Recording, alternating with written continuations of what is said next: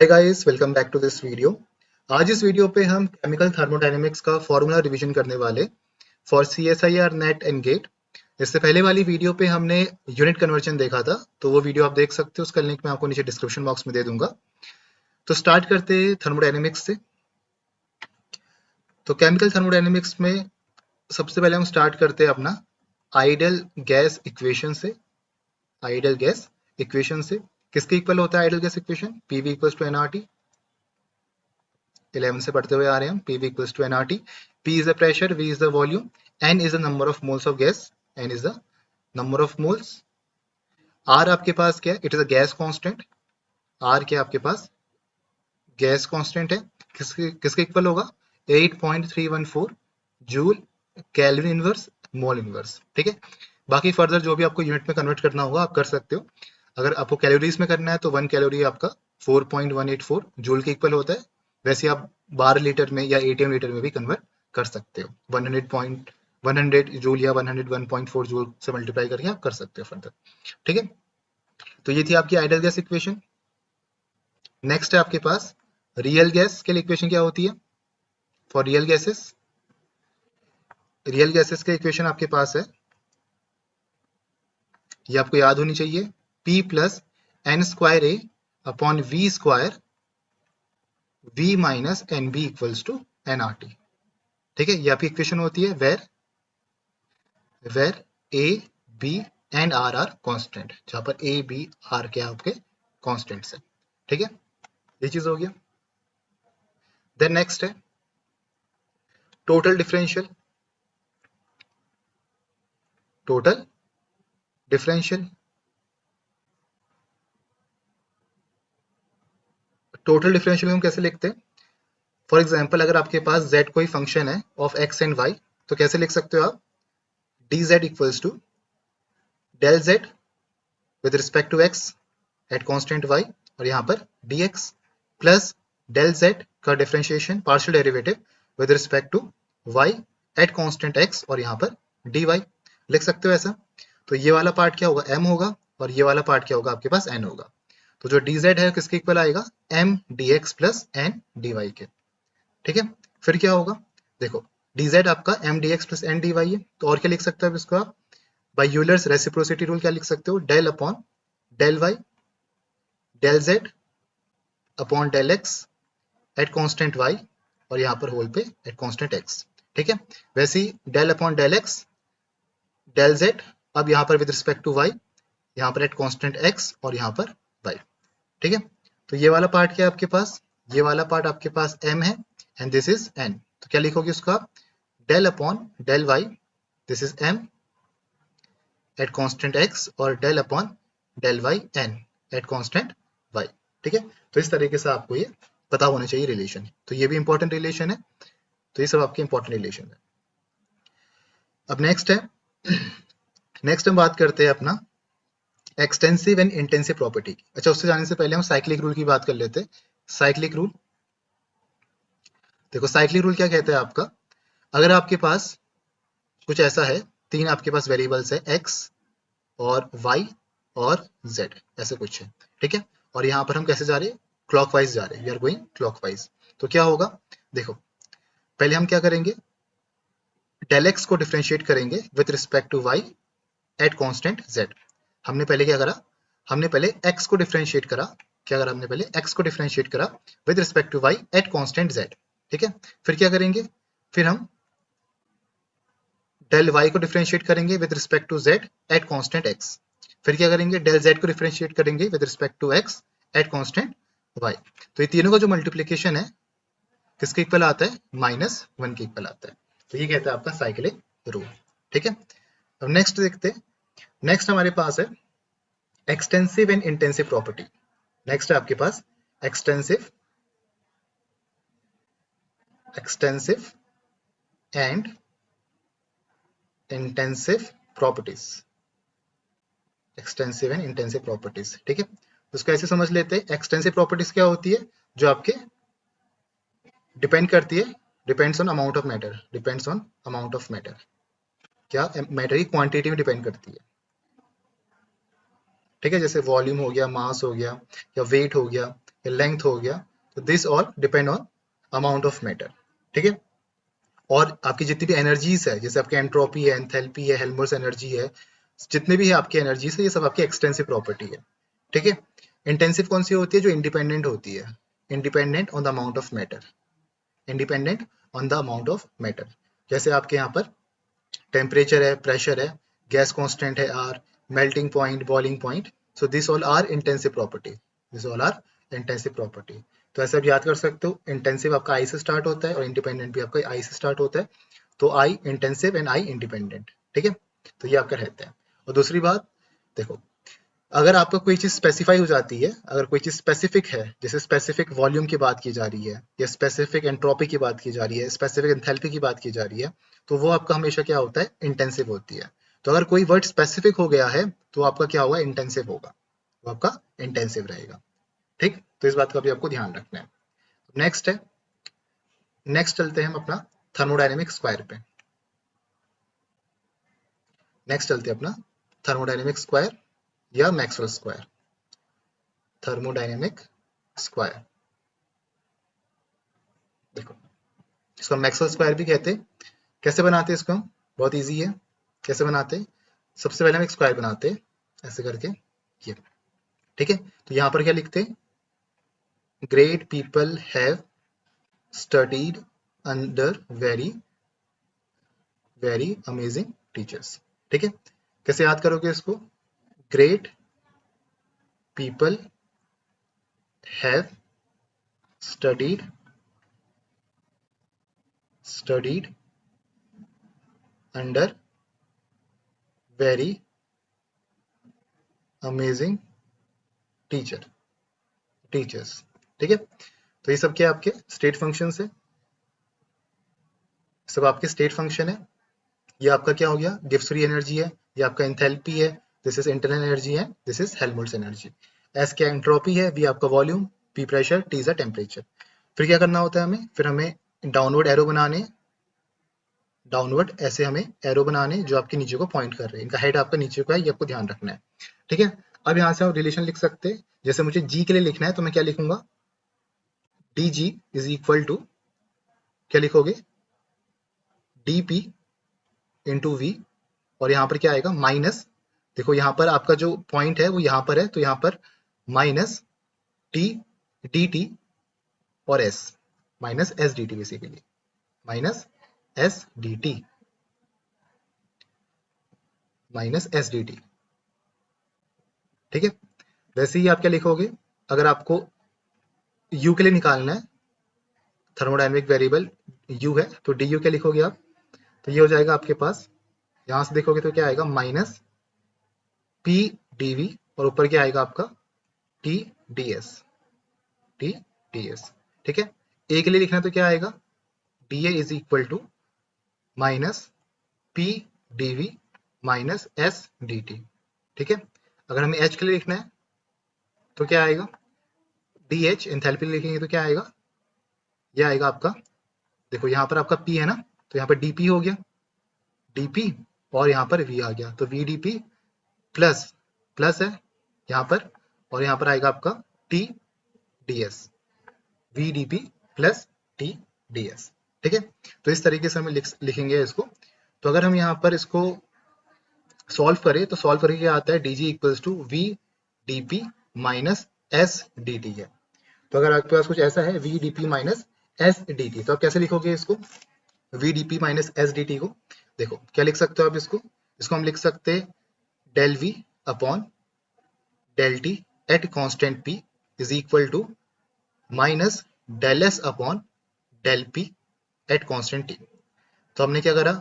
v को differentiate करा with respect to t at constant p is equal to del S, minus already है, del S, इसको हमने differentiate करा with respect to p at constant temperature, ठीक है। वैसे हम लिख सकते हैं किसको? इसको लिख सकते हैं, इसको मैं बार बार नहीं लिख रहा हूँ यहाँ पर, कि ऑलरेडी लिखा है मैंने, तो इसको हम लिख सकते हैं यहाँ पर, इस वाले को क्या लिख सकते हैं? देखो यहाँ पर आपके पास पी डी वी है, यहाँ पर आपके पास पी डी वी है, तो क्या लिख सकते हो? पहले तो इसका ऐसे लिखो T D S minus P D V, तो क्या बन जाएगा आपका ये? इसको डिफरेंशिएट करो डेल टी को विद रिस्पेक्ट टू वी, इसके रिस्पेक्ट में एट कांस्टेंट एस किसके इक्वल आएगा आपका, ये इक्वल आएगा आपका माइनस डेल पी, इसको डिफरेंशिएट करो upon with respect to X और एट कांस्टेंट पी। ठीक है, तो हम क्या कर रहे हैं, इसको हम डिफरेंशिएट कर रहे हैं किसके रिस्पेक्ट में, डेल वी के रिस्पेक्ट में, वी के रिस्पेक्ट में एट कांस्टेंट एंट्रोपी। तो देखो ये आपका डिफरेंशिएट हो रहा है, इसके रिस्पेक्ट में हो रहा है और ये वाला चीज कांस्टेंट हो जा रही है। फिर देखो ये वाला आपका डिफरेंशिएट हो रहा है डेल पी, किसके रिस्पेक्ट में हो रहा है, इसके रिस्पेक्ट में हो रहा है, एस के रिस्पेक्ट में, एंट्रोपी के रिस्पेक्ट में, और ये वाली चीज आपकी कांस्टेंट हो जा रही है। तो सब में आपका ऐसे ही होगा। ठीक है, तो एक ये आ गया 1 2। वैसे हम एक और निकाल सकते हैं अपना, किसके लिए, इसके लिए निकालते हैं। देखो माइनस पी डी वी और माइनस एस डी टी है, तो क्या लिखोगे, देखो पी है ना, जो आपका चेंज नहीं कर रहा है वो आपका पी है, तो इसको बोलो डेल पी एट कांस्टेंट। देखो कांस्टेंट तो आपका क्या रहने वाला है, वी रहेगा, और यहाँ पर क्या आएगा, किसके रिस्पेक्ट में करोगे, जो यहाँ पर लिखा है आपका टी, तो इसके रिस्पेक्ट में करोगे टी, माइनस यहाँ पर है तो माइनस लगा दो यहाँ पर। ठीक है, फिर देखो यहाँ पर आपका एस है, एंट्रोपी है, तो यहाँ पर इसको डिफरेंशिएट करोगे डेल एस अपॉन किस, टेम्परेचर तो कांस्टेंट होगा क्योंकि इसके साथ है ना, टेम्परेचर कांस्टेंट हो गया, और यहाँ पर क्या आएगा आपका, ये v, ये आएगा।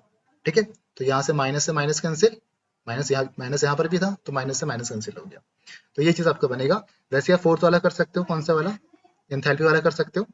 तो यहाँ पर क्या आएगा, देखो v है तो क्या लिखोगे, डेल वी, कांस्टेंट p तो रहने वाला है, और यहाँ पर क्या रहेगा, किसके रिस्पेक्ट में करोगे, s के रिस्पेक्ट में करोगे डेल s, किसके इक्वल आएगा आपका, ये आएगा आपका del T upon del P at constant s। ठीक है, तो इस तरीके से आपको यहाँ पर ये करना होता है। ठीक है, तो ये थे आपके 4 थर्मोडायनेमिक स्क्वायर की जो इक्वेशंस है, तो ये सब आपको पता होनी चाहिए, बस आपको ये चीज बनानी आनी चाहिए, यहाँ से आप बाकी सब चीज आराम से निकाल सकते हो। नेक्स्ट है हमारे पास, नेक्स्ट बात करते हैं थर्मोडायनेमिक इक्वेशन ऑफ स्टेट की, थर्मोडायनेमिक इक्वेशन ऑफ स्टेट की। तो पहले हम first thermodynamic equation of state देखते हैं। तो इसकी इक्वेशन क्या रहती है, ये इक्वेशन भी आपको अच्छे से पता होनी चाहिए।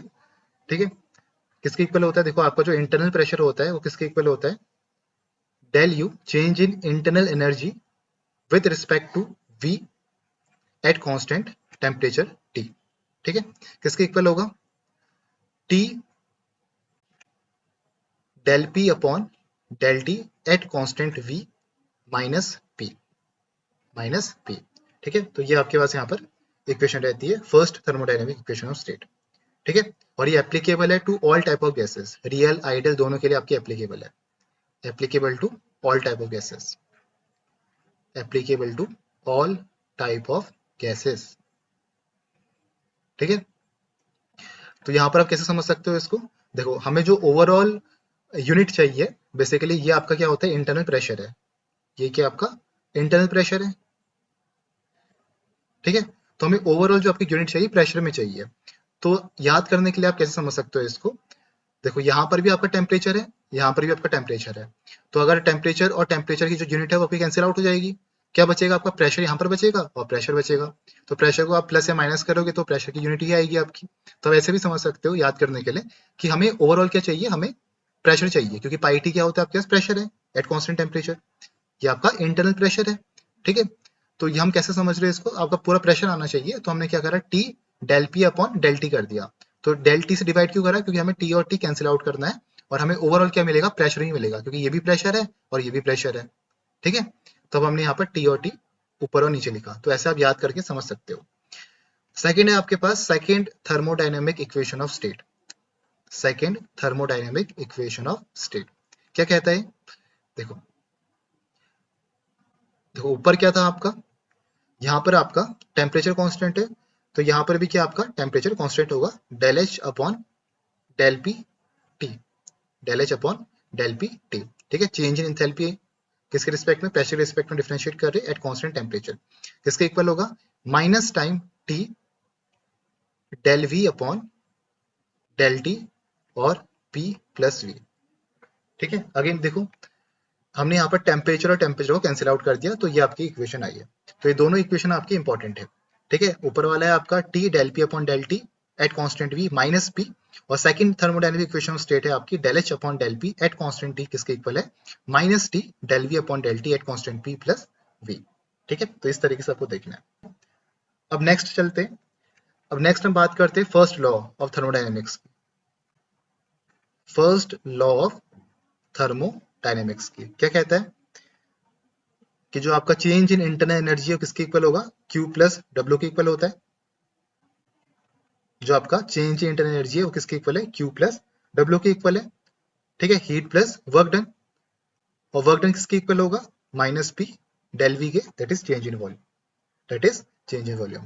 तो अगर कंप्रेशन होगा और गैस आपकी कंप्रेस कर रही है तो उस केस में क्या होगा, देखो अगर आपके पास दो कंटेनर्स है, ठीक है, मान लेते हैं कि इसका वॉल्यूम आपका V1 है, ठीक है, और यहाँ पर आपके पास दूसरा कंटेनर है। तो हमने क्या करा, पहले हम बात करें कंप्रेशन की। ठीक है, कंप्रेशन में क्या होगा कि स्टार्टिंग में आपका इनिशियल वॉल्यूम V1 है, बाद में आपका वॉल्यूम कम हो जाएगा, कंप्रेशन में V2 हो जाएगा, आपका V2 हो जाएगा। ठीक है, तो V1 क्या होगा आपका, it is greater then V2, V1 आपका V2 से ग्रेटर होगा, तो W किसके इक्वल आएगा, माइनस डेल V किसके इक्वल होगा, V2 minus V1, V2 minus V1 के। तो अगर V1 ग्रेटर है, अगर V1 आपका ग्रेटर है और V2 आपका कम है, तो इस केस में क्या होगा, ओवरऑल आपको नेगेटिव मिलेगा, जो ये वैल्यू आएगी आपकी नेगेटिव आएगी। तो ये नेगेटिव है और ये आपको ऑलरेडी नेगेटिव है, तो क्या बनेगा आपका, नेगेटिव नेगेटिव पॉजिटिव। तो पॉजिटिव P डेल V आपका यहाँ से आने वाला है। दैट मीन्स क्या होगा, जो आपका रिलेशन बनेगा वो क्या बनेगा, del U equals to Q plus P del V। ठीक है, तो इस केस में क्या होगा, जो आपकी इंटरनल एनर्जी है वो आपकी इंक्रीज करेगी, जो आपका चेंज इन इंटरनल एनर्जी वो आपका क्या करेगा, इंक्रीज करेगा। किस केस में, कंप्रेशन के केस में। कंप्रेशन के केस में क्या होगा, जो आपकी इंटरनल एनर्जी है वो आपका इंक्रीज करता है। ठीक है, और जो इंटरनल एनर्जी है वो डायरेक्टली प्रोपोर्शनल किसके होती है, टेम्परेचर की होती है और एंथैल्पी की होती है, ये भी आपको ध्यान देना है। जो आपकी इंटरनल एनर्जी है वो डायरेक्टली प्रोपोर्शनल होती है टेम्परेचर और एंथैल्पी के। ठीक है, तो अगर इंटरनल एनर्जी बढ़ेगी तो टेम्परेचर भी बढ़ेगा और एंथैल्पी भी आपकी इंक्रीज करती है। तो ये बात थी कंप्रेशन की। सिमिलरली हम बात करेंगे अपना इसका एक्सपेंशन का। एक्सपेंशन में क्या होगा, अब फॉर एग्जांपल आपके पास दो कंटेनर है, ठीक है, यहाँ पर आपके पास वॉल्यूम है V1 और हमने इसको एक्सपेंड करा तो क्या होगा, वॉल्यूम आपका बढ़ेगा। फॉर एग्जांपल यहाँ तक पहुंच गया, तो ये क्या था आपका वॉल्यूम V2, तो वॉल्यूम V1 है, वॉल्यूम V2 है। तो इस केस में क्या होगा, एक्सपेंशन हो रहा, मतलब कि जो चेंज इन वॉल्यूम आएगा that is W equals to minus P del V है, ये है ना, तो minus P V2 minus V1। तो अभी क्या हो रहा है, वॉल्यूम आपका V2 वाला ग्रेटर है, V2 आपका ग्रेटर है V1 से, तो अगर ये वैल्यू आपकी ग्रेटर है तो ओवरऑल वैल्यू क्या मिलेगी आपको, पॉजिटिव मिलेगा। ओवर वैल्यू क्या आएगी आपकी, पॉजिटिव आएगी। तो W किसके इक्वल होगा, माइनस P डेल V के। दैट मीन्स इस केस में क्या होने वाला आपका, डेल यू किसके इक्वल आएगा, Q प्लस W होता है, तो किसके इक्वल आएगा, Q minus P del V के। तो यहाँ पर क्या हो रहा है, आपका जो इंटरनल एनर्जी है वो आपकी डिक्रीज कर रही है, इंटरनल एनर्जी आपकी डिक्रीज कर रही है। किस केस में, एक्सपेंशन के केस में। एक्सपेंशन के केस में आपकी जो इंटरनल एनर्जी है वो डिक्रीज करती है, और कंप्रेशन के केस में क्या होता है आपका, जो इंटरनल एनर्जी है वो आपकी इंक्रीज करती है। इस बात को ध्यान देना है। ठीक है, तो इंटरनल एनर्जी डिक्रीज करेगी तो मतलब टेम्परेचर भी डिक्रीज करेगा, और क्या डिक्रीज करेगा आपका, एंथैल्पी भी आपकी डिक्रीज करेगी। ये बात इंपॉर्टेंट है, जब आप कार्नोट इंजन की बात करते हैं तो वहां पर इसी कॉन्सेप्ट को हम लेके चलते हैं। ठीक है, नेक्स्ट देखते हैं। नेक्स्ट हम बात करते हैं कि अगर आपका वॉल्यूम कांस्टेंट है, अगर आपका वॉल्यूम ही कांस्टेंट हो जाता है तब क्या होगा, मतलब कि अगर आपके पास जो रिलेशन है हमारे पास W equals to minus P dV, ठीक है, तो मैं कह रहा हूं कि eight constant volume, eight constant volume, तो इस केस में क्या होगा, dV तो जीरो हो जाएगा। जब वॉल्यूम कांस्टेंट है तो कोई चेंज भी नहीं होगा ना वॉल्यूम में, तो आपका वर्क डन क्या होगा, जीरो हो गया। वर्क डन क्या हो गया आपका, जीरो हो गया। तो हम क्या बोलेंगे, delta U equals to Q plus W किसके इक्वल आएगा, delta U equals to Q plus zero के, दैट इज क्यू। तो ये क्या आ गया, delta U equals to Q किसमें, at constant volume, volume constant है, तो ये भी आपका इंपॉर्टेंट रिलेशन। ठीक है, कौन सा वाला, ये वाला, that is delta U is equal to Q at constant volume. इसका मतलब क्या हुआ कि जो आपकी हीट एब्जॉर्ब हो रही है, जो आपका सिस्टम जो हीट एब्जॉर्ब कर रहा है एट कांस्टेंट वॉल्यूम, तो अगर वो इंक्रीज जब कर रहा है आपका, तो आपकी जो इंटरनल एनर्जी है वो भी आपकी इंक्रीज कर रही है सिस्टम। ठीक है, तो जब आपका सिस्टम जो हीट एब्जॉर्ब कर रहा है उसके वजह से क्या हो रहा है, आपकी जो इंटरनल एनर्जी है सिस्टम की वो भी आपकी इंक्रीज कर रही है। तो एक लाइन हम लिख सकते हैं यहाँ पर, heat absorbed, heat absorbed eight constant volume. जो हीट आपका सिस्टम एब्जॉर्ब कर रहा है कांस्टेंट वॉल्यूम पे, it increases the internal energy. वो आपके सिस्टम की जो इंटरनल एनर्जी है वो इंक्रीज कर रहा है, internal energy of the system. वो सिस्टम की आपकी इंटरनल एनर्जी को इंक्रीज कर रहा है। ठीक है, तो ये बात आपको ध्यान रखना है। सिमिलरली हम कह सकते हैं कि जो चेंज इन आपका एंथैल्पी होता है वो किसके इक्वल होता है, Q एट कांस्टेंट P के। तो ये दोनों आपके इंपॉर्टेंट रिलेशन है, this one and this one, काफी इंपॉर्टेंट रिलेशन है। ठीक है, तो यहाँ पर हम क्या बोलेंगे, heat absorbed eight constant pressure increases the enthalpy of the system, और यहाँ पर क्या है, heat absorbed eight constant volume increases the internal energy of the system. दोनों काफी इंपॉर्टेंट स्टेटमेंट है। ठीक है, अब एक और आपका रिलेशन आता है एंथैल्पी का, दैट इज बहुत बार यूज भी होता है क्वेश्चन में, delta H equals to delta U plus P delta V. Delta H equals to delta U plus P delta V. ठीक है, और कैसे लिख सकते हैं इसको, delta H equals to delta U plus delta N G R T, जहां पर डेल्टा एन जी क्या है आपके पास, number of moles of gases, change in number of moles of gases. हम प्रोडक्ट माइनस रिएक्टेंट करते हैं। ठीक है, प्रोडक्ट माइनस रिएक्टेंट करेंगे, तो हम बस गैसेस को देखते हैं, इसका ध्यान देना, हम खाली गैसेस को देखते हैं। तो ये भी आपका इंपॉर्टेंट रिलेशन है, ये आपके ऑल्टरनेटिवली यूज हो जाते हैं, जैसे ये वाला रिलेशन और आपका जो ये वाला रिलेशन है, delta G equals to delta H minus T delta S.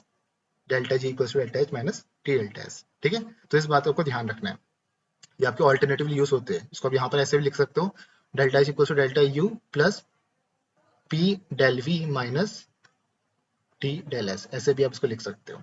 ठीक है, तो ये आपको ध्यान देना है।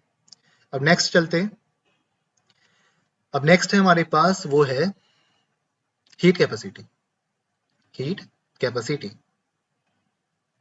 हीट कैपेसिटी को हम दिखाते हैं सी से। अब ये कांस्टेंट प्रेशर भी में भी हो सकता है, कांस्टेंट वॉल्यूम में भी हो सकता है। हीट कैपेसिटी बेसिकली होता है क्या है, हीट कैपेसिटी मतलब होता है कि सिस्टम को अपना टेम्परेचर 1 डिग्री रेज कराने के लिए कितना हीट उसको चाहिए, वो होता है आपका हीट कैपेसिटी। ठीक है, तो इसके रिलेशन, जो इंपॉर्टेंट रिलेशन है वो हम देख लेते हैं। पहला है आपका C equals to Q upon delta T. Q जहां पर आपका हीट जो एब्जॉर्ब कर रखा सिस्टम ने, और टेम्परेचर में जो राइज हो रहा, टेम्परेचर में जो चेंज हो रखा वो है आपका। ठीक है, और रिलेशन कौन से है, ठीक है, जब हम स्पेसिफिक हीट की बात करें तो किसके इक्वल होगा, Q upon W delta T के। ठीक है, जहां पर डब्ल्यू के आपके पास कि कितने ग्राम ऑफ सब्सटेंस को हम, कितना ग्राम ऑफ सब्सटेंस आपका हीट ले रहा है कि आपका जो टेम्परेचर है 1 डिग्री से राइज कर रहा है। ठीक है, देन आपका मोलर हीट कैपेसिटी है Q upon N delta T। N is the number of moles, delta T is a change in temperature. CV आपके पास del U upon del T at constant V, और CP क्या होता है, del H upon delta T at constant P। दोनों काफी important है, ये वाला भी और ये वाला भी। CV equals to del U upon del T at constant भी, देखो ये कांस्टेंट है तो ये वाला भी कांस्टेंट है। ठीक है, सीपी कांस्टेंट है तो ये भी आपका पी वाला कांस्टेंट है। तो del H upon del T, जहां पर प्रेशर आ रहा है तो उसको डायरेक्टली आप कंपेयर कर सकते हो एंथैल्पी के साथ, जहां पर वॉल्यूम आ रहा है तो डायरेक्टली आप कंपेयर कर सकते हो इंटरनल एनर्जी के साथ। तो आप ऐसे याद कर सकते हो, जहां पर वॉल्यूम है तो इंटरनल एनर्जी है, जहां पर प्रेशर है वहां पर आपका एंथैल्पी है। तो ऐसा भी आप ध्यान से सकते हो। ठीक है, तो ये इंपॉर्टेंट रिलेशन है, ये आपके इंपॉर्टेंट रिलेशन है। ठीक है, इसके बाद क्या है, इसके बाद आपके एक और चीज आता है, अगर हम आइडल गैस की बात करें, for ideal gas Cp minus Cv is equal to Nr। ठीक है, अगर हम मोलर हीट कैपेसिटी की बात करें at constant volume and constant pressure, तो आप क्या लिख सकते हो, Cpm equals to Cpm minus Cvm equals to R। ठीक है, सिंपली हम क्या करते हैं, सबको N से डिवाइड कर देते, तो ये भी आपका इंपॉर्टेंट रिलेशन है। ये आपका मोलर हीट कैपेसिटी है at constant pressure and constant volume. ठीक है, तो this is for ideal gas. अगर हमें रियल गैस के लिए चाहिए, for real gases, real gases के लिए क्या होता है, Cp माइनस Cv किसके इक्वल होगा, T टेम्परेचर आता है, del P upon del T at constant V into del V upon del T at constant P। तो ये होता है for all gases, real gases नहीं, for all type of gases के लिए ये आपको एप्लीकेबल है। This is for all type of gases. ठीक है, तो जितने भी रिलेशन मैं लिख रहा हूँ सब आपको याद होने चाहिए टिप्स में, for all gases, for all gases. ठीक है, सीपी माइनस सीवी कैसे याद करोगे? देखो पहले हमने वही वही बात आ गई आपके, देखो टेम्परेचर यहाँ पर भी है, टेम्परेचर यहाँ पर भी है, तो हमें इसको कट करना है, तो हमने ऊपर भी टेम्परेचर लिखा, नीचे भी टेम्परेचर लिखा, तो नीचे आपका टेम्परेचर, ऊपर भी टेम्परेचर। ठीक है, फिर यहाँ पर आपका डेल पी है, यहाँ पर आपका प्रेशर है एट कांस्टेंट वी है, और यहाँ पर वॉल्यूम है एट कांस्टेंट पी है।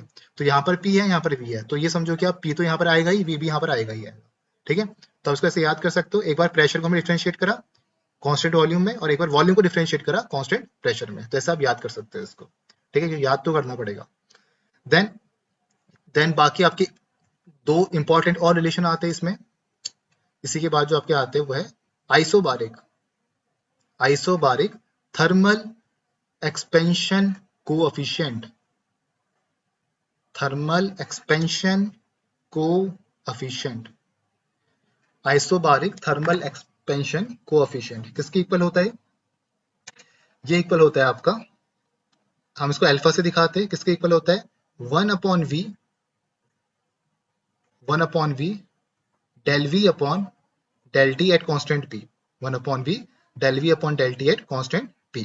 ठीक है, और जो आपका दूसरा होता है आइसोथर्मल, आइसोथर्मल कंप्रेसिबिलिटी फैक्टर कहते हैं उसको, आइसोथर्मल कंप्रेसिबिलिटी फैक्टर।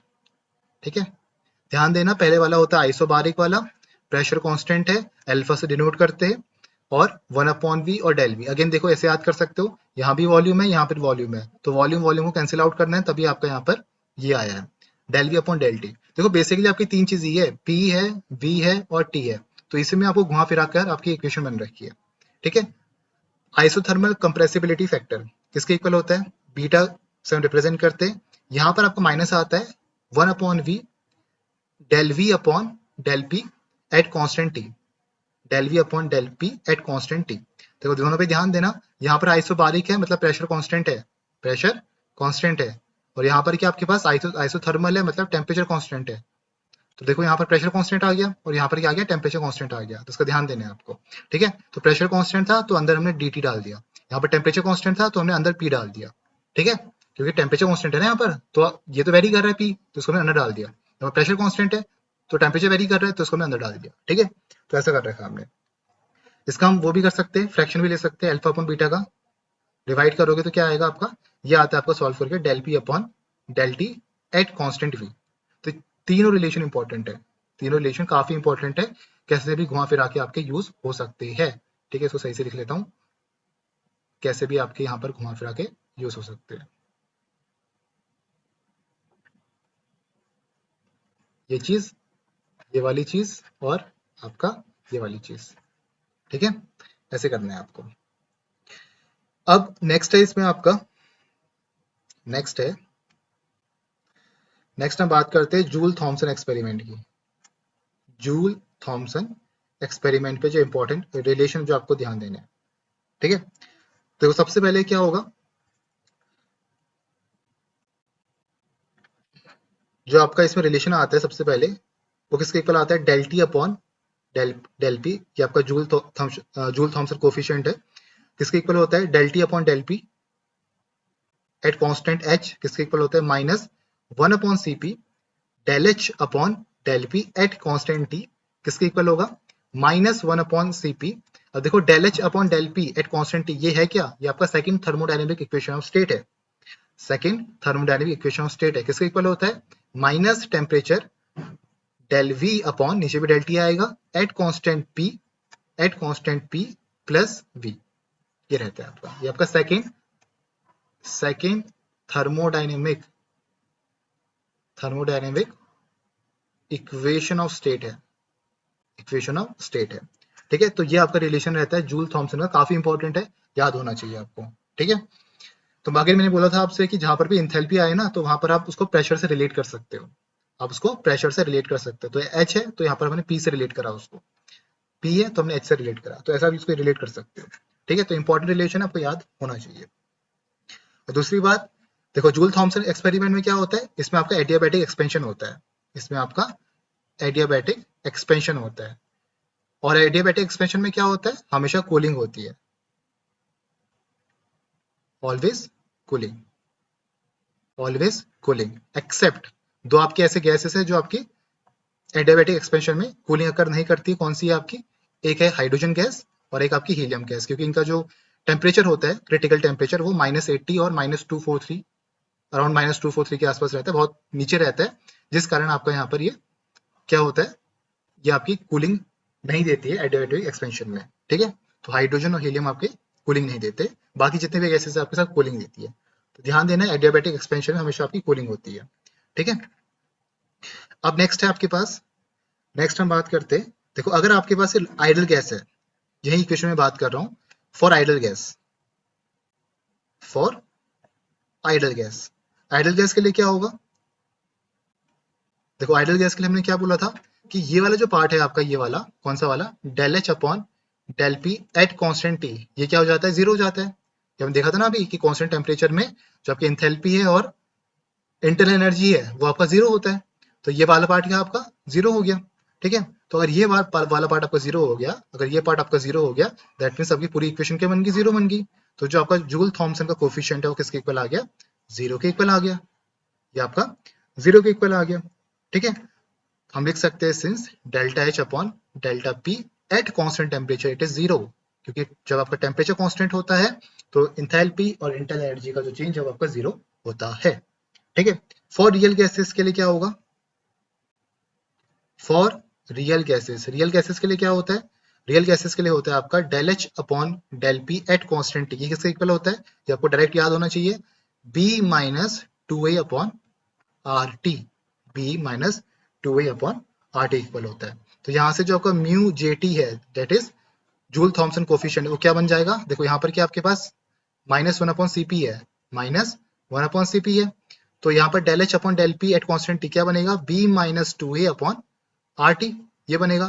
क्या लिख सकते हो, और इसको 1 अपॉन सी पी, माइनस को अंदर भेजो तो क्या लिख सकते हो, two A upon R T minus B, ये बनेगा। ठीक है, तो ये आपको ध्यान देना है। अब इसमें आपके दो डिफरेंट टाइप ऑफ केसेस बनते हैं। नेक्स्ट हम बात करते हैं यहाँ पर कुछ इंपॉर्टेंट रिजल्ट की जो आपके जूल थॉमसन एक्सपेरिमेंट से रिलेटेड है। ठीक है, देखो सबसे पहले हमारे पास यहाँ पर हम लिखते हैं temperature of the experiment, temperature of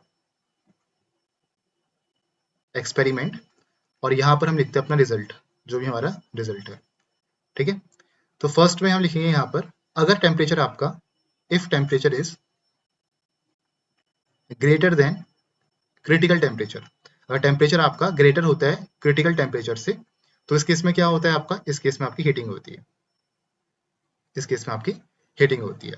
heating होगा तो क्या होगा, जो आपका T2 है it is greater then T1, अगर आपका इनिशियल टेम्परेचर T1 है और फाइनल टेम्परेचर आपका T2 है, तो हीटिंग के केस में क्या होगा, जो फाइनल टेम्परेचर हो ज्यादा होगा, तो इस केस में आपका हीटिंग होता है।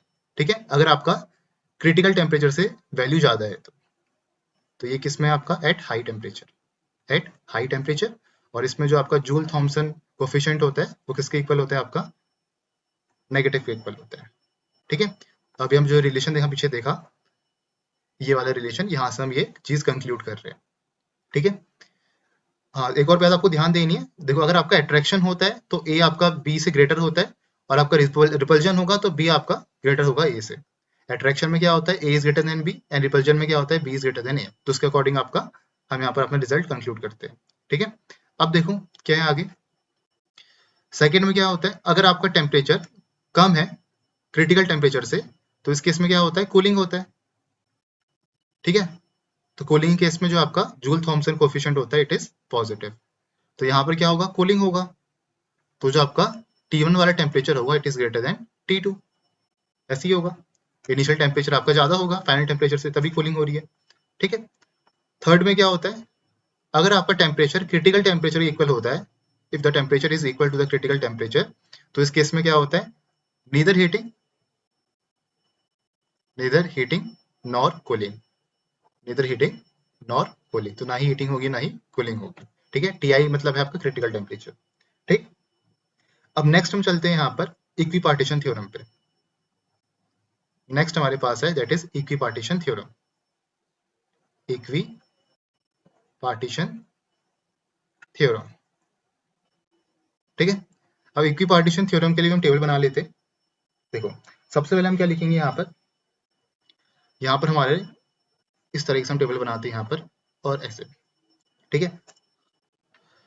पहले हम बात करते हैं यहाँ पर अपना डिग्री ऑफ फ्रीडम की। यहाँ पर हम लिखते हैं डिग्री ऑफ फ्रीडम DOF, और यहाँ पर हम लिखते हैं अपना, नहीं यहाँ पर आपका, यहाँ पर हम डिग्री ऑफ फ्रीडम इधर लिखेंगे डिग्री ऑफ फ्रीडम, और यहाँ पर हम लिखेंगे कि कितना कंट्रीब्यूशन है उसका, total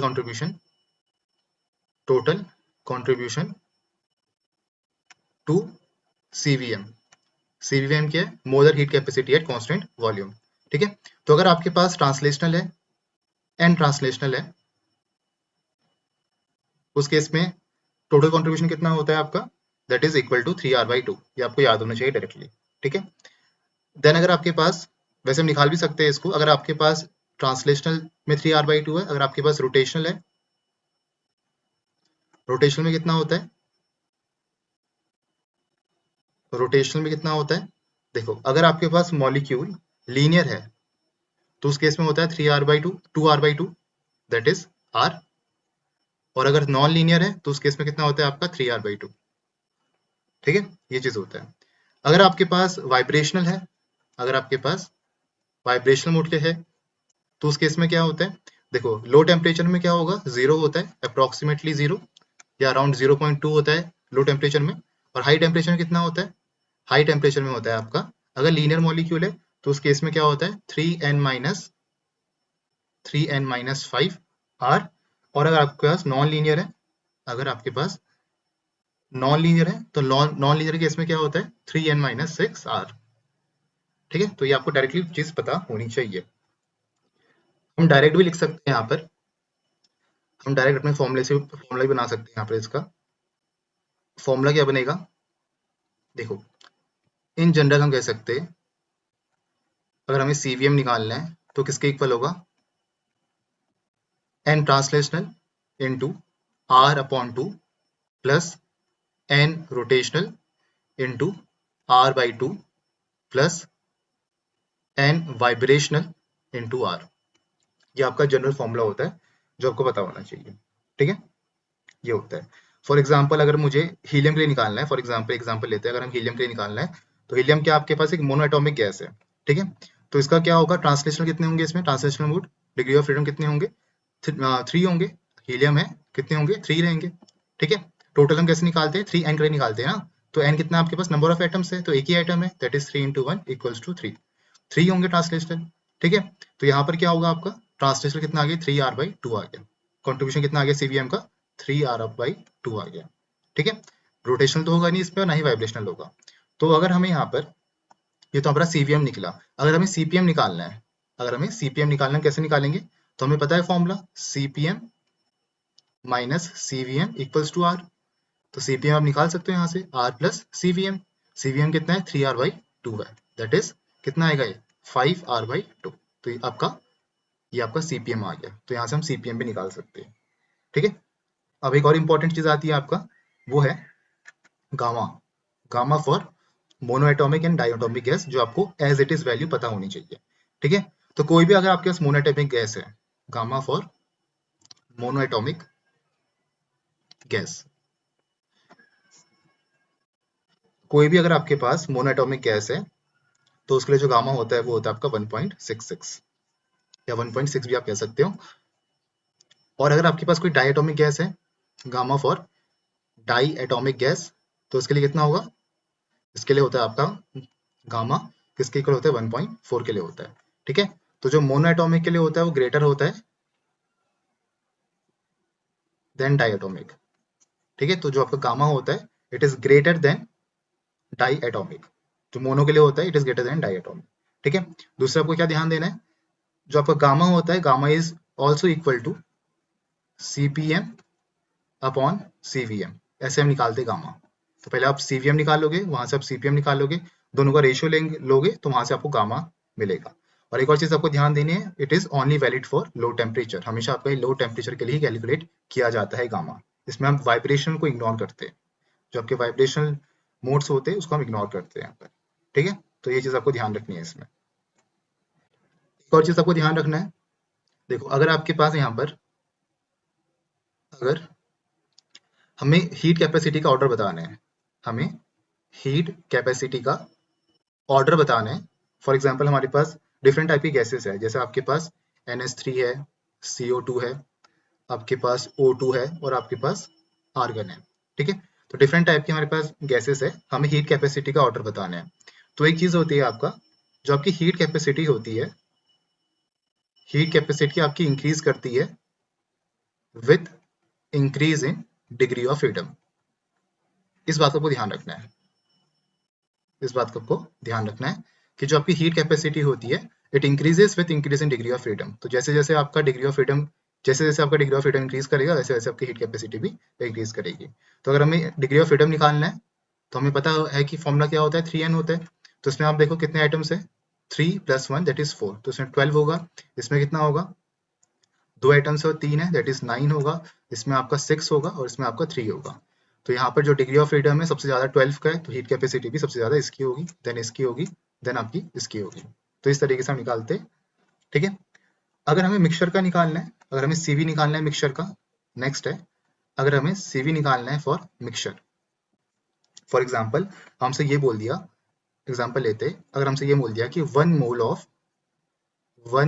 of mono atomic gas को हमने मिक्स कर रखा, is mixed with 1 mole of di atomic gas, 1 mole of di atomic gas. हमने 1 mole of mono atomic gas को मिक्स कर दिया 1 mole of di atomic gas के साथ। हमें गामा चाहिए, the value of gamma for the mixture पूछा है। हमें गामा की अगर वैल्यू चाहिए मिक्सचर की, तो हम कैसे निकालेंगे? तो इसमें आपको ध्यान क्या रखना है, देखो गामा का फॉर्मूला तो आपका वही है, CP/CV है, लेकिन उससे पहले आपको CV पता होना चाहिए और फिर आप CP निकालोगे। तो CV कैसे निकालते हैं, अगर आपके पास मिक्सचर ऑफ गैसेस है तो, जैसे 1 मोल आपका मोनो एटॉमिक का पूछ लिया और 1 मोल आपका डायटोमिक का पूछ लिया, तो फॉर्मूला क्या होता है, देखो क्या होता है फॉर्मूला, फॉर्मूला होता है आपके पास CV फॉर मिक्सचर, इंपॉर्टेंट है ध्यान देना। CV फॉर मिक्सचर किसके इक्वल होता है, N1 number of moles, CV1 मतलब पहले वाला जो आपके पास गैस है उसके number of moles into CV1 जो भी उसका कंट्रीब्यूशन है उस मोनोएटॉमिक गैस का, प्लस नंबर ऑफ मोल्स जो दूसरी वाली गैस है, और CV2 मतलब जो भी उसका कंट्रीब्यूशन है, up to so on, up to so on. नीचे क्या होगा, नंबर ऑफ मोल्स को ऐड कर लो, जितने भी नंबर ऑफ मोल्स है सब आप ऐड कर लो उसको, ऐसे करके। अब जैसे फॉर एग्जांपल मोनोएटॉमिक गैस है, अब हमें पता है कि मोनोएटॉमिक गैस का कंट्रीब्यूशन कितना होता है, 3r/2 होता है। CV1 के लिए कितना होता है, 3r/2 होता है। नंबर ऑफ मोल्स कितने, 1 है, और N2 क्या है आपके पास, ये भी 1 है, और CV2 कितना है आपके पास डायटोमिक गैस के लिए, कितना होता है, 5r/2 होता है। ठीक है, ये आपको डायरेक्टली पता होनी चाहिए, याद होना चाहिए कि CV1 मोनोएटॉमिक के लिए 3r/2 होता है, और CV आपका डायटोमिक के लिए कितना होता है, 5r/2 होता है। वरना आप निकाल भी सकते हो, लेकिन याद है तो ज्यादा अच्छा रहेगा। N1 + N2 नीचे आपको ऐड करना है नंबर ऑफ मोल्स को, 1 + 1। ठीक है, तो दो ही है आपके पास, तो यहाँ पर CV कितना आ जाएगा, 3r/2 + 5r/2, 3r/2 + 5r/2 upon पे 2 आएगा। ठीक है, तो सॉल्व करोगे तो कितना आंसर आएगा आपका, ये आएगा आपका 8r/4 हो गया, कैंसिल हो गया और 2r बचा। तो बेसिकली ये आपका CV आया, यहाँ से आप CP निकालोगे, फिर आप इसका रेशियो लोगे तो वही आपका गामा होगा मिक्सचर के लिए। ठीक है, तो ये फॉर्मूला आपको पता होना चाहिए। ठीक, ऐसे करना है। नेक्स्ट हम बात करते हैं वर्क डन के, वर्क डन के जितने भी फॉर्मूलेस है उसको हम डिस्कस करते हैं। वर्क डन, देखो अगर हमारे पास प्रेशर वॉल्यूम वर्क की बात की गई है, प्रेशर वॉल्यूम वर्क की बात की गई है, तो उस केस में फॉर्मूला क्या होता है आपके पास, इस केस में फॉर्मूला क्या होता है, W equals to -P into delta V, -P into delta V. अगर हमसे बोला है सेकंड में आइसोथर्मल रिवर्सिबल वर्क है या रिवर्सिबल प्रोसेस है, आइसोथर्मल रिवर्सिबल प्रोसेस है, सो आइसोथर्मल के लिए फॉर्मूला क्या रहता है, W equals to -nRT ln V2/V1, -nRT ln V2/V1। ठीक है। अगर हमारे पास आइसोथर्मल इरिवर्सिबल प्रोसेस है, आइसोथर्मल इरिवर्सिबल प्रोसेस है, तो इसके लिए फॉर्मूला क्या होता है? इसके लिए होता है आपका W equals to minus P external और change in volume that is V2 minus V1। ये आपका फॉर्मूला रहता है फॉर आइसोथर्मल इरिवर्सिबल।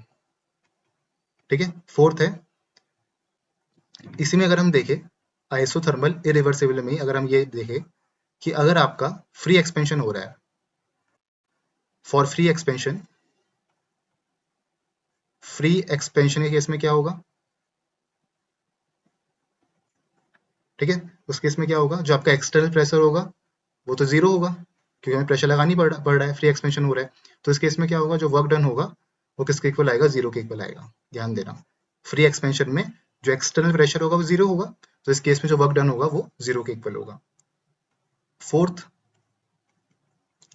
हम बात करते हैं रिवर्सिबल एडियाबैटिक की। रिवर्सिबल एडियाबैटिक या एडियाबैटिक रिवर्सिबल प्रोसेस के लिए क्या होता है? इसमें आपके कुछ इंपॉर्टेंट फॉर्मूलेस है, सभी इंपॉर्टेंट है, सभी आपको ध्यान पे रखने हैं। ठीक है, मतलब आपको ध्यान रखना है, जैसे कभी आप आइसोथर्मल देखो तो आइसोथर्मल में हमेशा आपका वर्क डन का ये फॉर्मूला लगता है। ठीक है, अगर आप देख रहे हो कि प्रेशर कांस्टेंट है, अगर आप देख रहे हो कि प्रेशर कांस्टेंट है, तो सिंपल आप कौन सा फॉर्मूला लगाओगे? W equals to minus P delta V, ये फॉर्मूला। अगर आप देख रहे हो कि आपका टेम्परेचर कांस्टेंट है, तो आपका ये फॉर्मूला लग जाएगा। ठीक है, तो ये आपको ध्यान पे रखना है, इंपॉर्टेंट है, न्यूमेरिकल्स में भी यूज होता है, और आपके जो जैसे कार्नोट वाले ग्राफ आते हैं या उससे रिलेटेड जो आपके ग्राफ आते हैं वहां पर भी आपका यूज हो सकता है, ग्राफिकल टाइप क्वेश्चंस पे भी। तो रिवर्सिबल एडियाबैटिक में क्या होता है? इसमें आपके तीन चार इंपॉर्टेंट फॉर्मुलेस है। पहला है टीवी की power gamma minus one is equal to constant PV P into V, V की पावर आपका gamma equals to constant, then T gamma into P one minus gamma equals to constant. ठीक है, ये तीन इंपॉर्टेंट फॉर्मुलेस है, ध्यान रखना है। ठीक है, एक और चीज आपको ध्यान रखनी है, अगर आपके हम बात कर रहे हैं आइसोथर्मल के केस में, जब हम बात करते हैं आइसोथर्मल के केस में, तो उसमें क्या होता है? P1 V1 equals to P2 V2 होता है। और जब हम बात करते हैं एडियाबैटिक के केस में, वेर हीट इज जीरो, तो इस केस में क्या होता है? P1 V1 gamma is equal to P2 V2 gamma. ठीक है, तो इस बात का आपको ध्यान रखना है। ठीक है, ये चीज होती है। देन इसके बाद क्या? देन हम बात करेंगे इसके बाद वर्क डन की। एडियाबैटिक रिवर्सिबल प्रोसेस में वर्क डन कितना होता है उसकी हम बात करते हैं। तो जितने भी वर्क डन के फॉर्मूलेस है, कौन से कब अप्लाई करना है वो आपको पता होना चाहिए, अकॉर्डिंग टू क्या कंडीशन दे रखी है। ठीक है, या एक्सपेंशन कैसा हो रहा है उसके अकॉर्डिंग। अब देखो वर्क डन का फॉर्मूला क्या होता है? One upon gamma minus one N R T two minus T one, या इसी को आप लिख सकते हो one upon gamma minus one P two V two minus P one V one, P two V two minus P one V one. और ये किसके इक्वल होता है? N C V M D T के, N C V M D T के। तो ये पूरा फॉर्मूला आपको पता होना चाहिए। ठीक है, ये आपका वर्क डन, ये होता है पूरा फॉर्मूला, ये पूरा आपको माइंड पे होना चाहिए। One upon gamma minus one N R T two minus T one equals to one upon gamma minus one P two V two minus P one V one, किसके इक्वल होगा? N C V M D T के। C V M क्या है यहाँ पर? Molar heat capacity at constant volume. कैसे आया होगा ये? गामा हमें पता है किसके इक्वल होता है? सीपी अपॉन सीवी के इक्वल होता है, तो हमने सीपी अपॉन सीवी यहाँ पर लिखा है। ठीक है, तो उसके अकॉर्डिंग आपका बना है। अब देखो यहाँ पर, ये था आपका एडियाबैटिक का केस। अब है आपका नेक्स्ट। अच्छा, एक और चीज आपको ध्यान रखनी है, कभी भी अगर आपका ग्राफ आ रहा है ना प्रेशर वॉल्यूम के बीच में, या टेम्परेचर प्रेशर के बीच में, या टेम्परेचर और वॉल्यूम के बीच में, जैसे प्रेशर और वॉल्यूम या टेम्परेचर और प्रेशर, ये आपका कौन सा ग्राफ? टेम्परेचर और वॉल्यूम के बीच में ग्राफ आ रहा है, तो हमेशा क्या होता है? जब भी आपका ये टेम्परेचर और प्रेशर या प्रेशर वॉल्यूम टेम्परेचर वॉल्यूम के बीच में ग्राफ आएगा, तो हमेशा आपका कर्व आता है, आपको हमेशा एक कर्व मिलता है कुछ इस तरीके से, जैसे हम कार्नोट पे देखते हैं ना, जैसे हम कार्नोट में कर्व देखते हैं, तो हमेशा आपको एक कर्व देखने को मिलता है। कभी भी ग्राफ आपका ऐसा नहीं होगा स्क्वायर शेप का, हमेशा आपको एक कर्व देखने को मिलता है ऐसे। जब भी आपका गामा आएगा हमेशा एक कर्व आपको देखने को मिलता है। तो अगर आप टेम्परेचर वॉल्यूम के बीच में ग्राफ देख रहे हो, प्रेशर वॉल्यूम के बीच में ग्राफ देख रहे हो, या टेम्परेचर प्रेशर के बीच में ग्राफ देख रहे हो, तो अगर आपका जहाँ पर कर्व नहीं है, जैसे आपका कर्व नहीं है, तो आपको आंसर नहीं होगा। हमेशा आपको गामा में कर्व देखने को मिलता है, इस बात को आपको ध्यान रखना है। जैसे हम कार्नोट में करते, प्रेशर वॉल्यूम के बीच में ग्राफ होता है, तो उसमें हम क्या करते हैं, एक कर्व आपको देखने को मिलता है ना ऐसे करके, ठीक है, तो एक कर्व आपका गामा की वजह से आ रहा है, दिस गामा, तो सबको ध्यान रखना है। अब नेक्स्ट है आपके पास किरचॉफ इक्वेशन। किरचॉफ इक्वेशन क्या होता है? किरचॉफ इक्वेशन देखो, डायरेक्टली फॉर्मूला लिख रहा हूं यहाँ पर मैं, delta H2 minus delta H1 equals to delta Cp T2 minus T1। ये है आपका किरचॉफ इक्वेशन, ठीक है। इसको वैसे भी लिख सकते हो इंटरनल एनर्जी के टर्म्स में भी, delta U2 minus delta U1 equals to delta CV into delta CV T2 minus T1, ये फॉर्म है। तो न्यूमेरिकल्स में आपके जनरली यूज होता है, इसको आपको ध्यान रखना है, ठीक है। इस तरीके से आपको करना है कि आपका किरचॉफ इक्वेशन है। अब नेक्स्ट हम बात करते हैं अपना कार्नोट इंजन की बात। कार्नोट इंजन, कार्नोट इंजन देखो, कार्नोट इंजन में क्या आपका फॉर्मूला, जो कि इंपॉर्टेंट फॉर्मूले से पहले हम उसको देख लेते हैं। एक काम करते हैं, पहले यहाँ पर बना ही लेते हैं अपना कार्नोट इंजन। प्रेशर, यहाँ पर वॉल्यूम होता है, और यहाँ पर क्या आएगा आपका, इस तरीके से, ऐसे ऐसे और ऐसे, ठीक है। क्या होगा, मान लो ए है, बी है, सी है, डी है, कैसे जा रहे हैं हम, A to B, B to C, A to B, B to C to D और डी टू ए, ठीक है, ऐसे हम कर रहे हैं यहाँ पर। तो यहाँ पर क्या होता है आपका प्रेशर P1 V1 और TH heat from the source, और यहाँ पर क्या होता है P2 V2 और TC, यहाँ भी TH होता है, TC नहीं, यहाँ पर TH होगा, और यहाँ पर क्या होगा P3 V3 और TC, क्योंकि यहाँ पर तो आपका आइसोथर्मल है, तो टेम्परेचर तो कांस्टेंट होना चाहिए ना। देन आपका यहाँ पर क्या है, यहाँ पर एडियाबैटिक होता है, देन यहाँ पर क्या आएगा P4 V4 और TC, ये रहता है आपका, ठीक है, इस तरीके से। तो यहाँ पर क्या ए से बी क्या हो रहा है, इसके ऊपर ही मैं लिख लेता हूँ। ए से बी क्या हो रहा है आपका, ए से बी होता है आपका reversible isothermal expansion, B to C क्या हो रहा है आपका reversible adiabatic expansion, C to D क्या होता है आपका यहाँ पर reversible isothermal compression, and D to A क्या होता है आपका रिवर्सिबल एडियाबैटिक कंप्रेशन, ठीक है। तो ए टू बी आइसोथर्मल है, मतलब टेम्परेचर आपका कांस्टेंट है, टेम्परेचर आपका कांस्टेंट रहता है, ठीक है। बी टू सी में क्या होगा रिवर्सिबल एडियाबैटिक एक्सपेंशन होता है, इस केस में आपका एक्सपेंशन हो रहा है, एडियाबैटिक एक्सपेंशन, तो यहाँ पर क्या आपका हीट जीरो होती है। और सी टू डी में क्या हो रहा है, अगेन आपका आइसोथर्मल कंप्रेशन हो रहा है, यहाँ पर आपका आइसोथर्मल कंप्रेशन हो रहा है सी टू डी। और डी टू ए में क्या हो रहा है, डी टू ए में क्या हो रहा है आपका रिवर्सिबल एडियाबैटिक कंप्रेशन हो रहा है। तो अगर आपका एक्सपेंशन हो रहा है, तो एक्सपेंशन में क्या होता है, इस केस में क्या होता है, जो आपकी इंटरनल एनर्जी है वो आपकी डिक्रीज करती है, टेम्परेचर भी आपका डिक्रीज करता है, ठीक है। तो टेम्परेचर डिक्रीज कर रहा है, तो आपका जो ये कांस्टेंट कैसे रह रहा है, TH है और TH है, तो ये कांस्टेंट कैसे रह रहा है, देखो आइसोथर्मल में क्या हो रहा है, आइसोथर्मल में टेम्परेचर कांस्टेंट होता है ना, तो यहाँ पर तो हम कह रहे हैं टेम्परेचर को डिक्रीज कर रहा है एक्सपेंशन में। तो ये हो क्या रहा है कि आपका जो सोर्स आपके पास है, जहां से वो हीट ले रहा है, तो और वैसे तो आपका टेम्परेचर डिक्रीज कर रहा है, लेकिन इस सोर्स से हीट लेके वो वापस आपका क्या बन जा रहा है, उसको कंपनसेट करके टेम्परेचर आपका कांस्टेंट रह जा रहा है, टेम्परेचर आपका कांस्टेंट रह रहा है, ठीक है। वैसे आपका इनिशियली क्या कर रहा है, टेम्परेचर डिक्रीज कर रहा है, लेकिन वो आपका सोर्स से हीट लेके टेम्परेचर को कांस्टेंट कर दे रहा है, जो डिक्रीज आ रहा है टेम्परेचर में उसको वो कंपनसेट करके कांस्टेंट कर दे रहा है, ठीक है। बी टू सी में क्या हो रहा है, रिवर्सिबल एडियाबैटिक एक्सपेंशन हो रहा है, यहाँ पर आपका क्यू की वैल्यू जीरो है, क्यू की वैल्यू आपकी जीरो है यहाँ पर, ठीक है। देन आपका सी टू डी क्या हो रहा है, अगेन यहाँ पर टेम्परेचर आपका कांस्टेंट है, आइसोथर्मल कंडीशन है। कंप्रेशन में क्या होता है, कंप्रेशन में आपका जो इंटरनल एनर्जी है वो इंक्रीज करती है, टेम्परेचर भी आपका इंक्रीज करता है। रिवर्सिबल एडियाबैटिक कंप्रेशन, इसमें क्या हो रहा है, एडियाबैटिक कंप्रेशन हो रहा है, ठीक, इसमें भी आपकी हीट क्या होगी, जीरो होगी इस केस में, तो ये आपको ध्यान देना है। अगर हमें टोटल वर्क डन निकालना है, अगर हमें टोटल वर्क डन निकालना है through out the complete cycle, तो किसके इक्वल होता है, ये फॉर्मूला याद होना चाहिए, minus R L N V two V one T H minus T C, T H minus T C, ये होता है आपका फॉर्मूला, ये होता है आपका formula, minus R L N V two upon V one T H minus T C. ठीक है, अब बात करते हैं एफिशिएंसी की।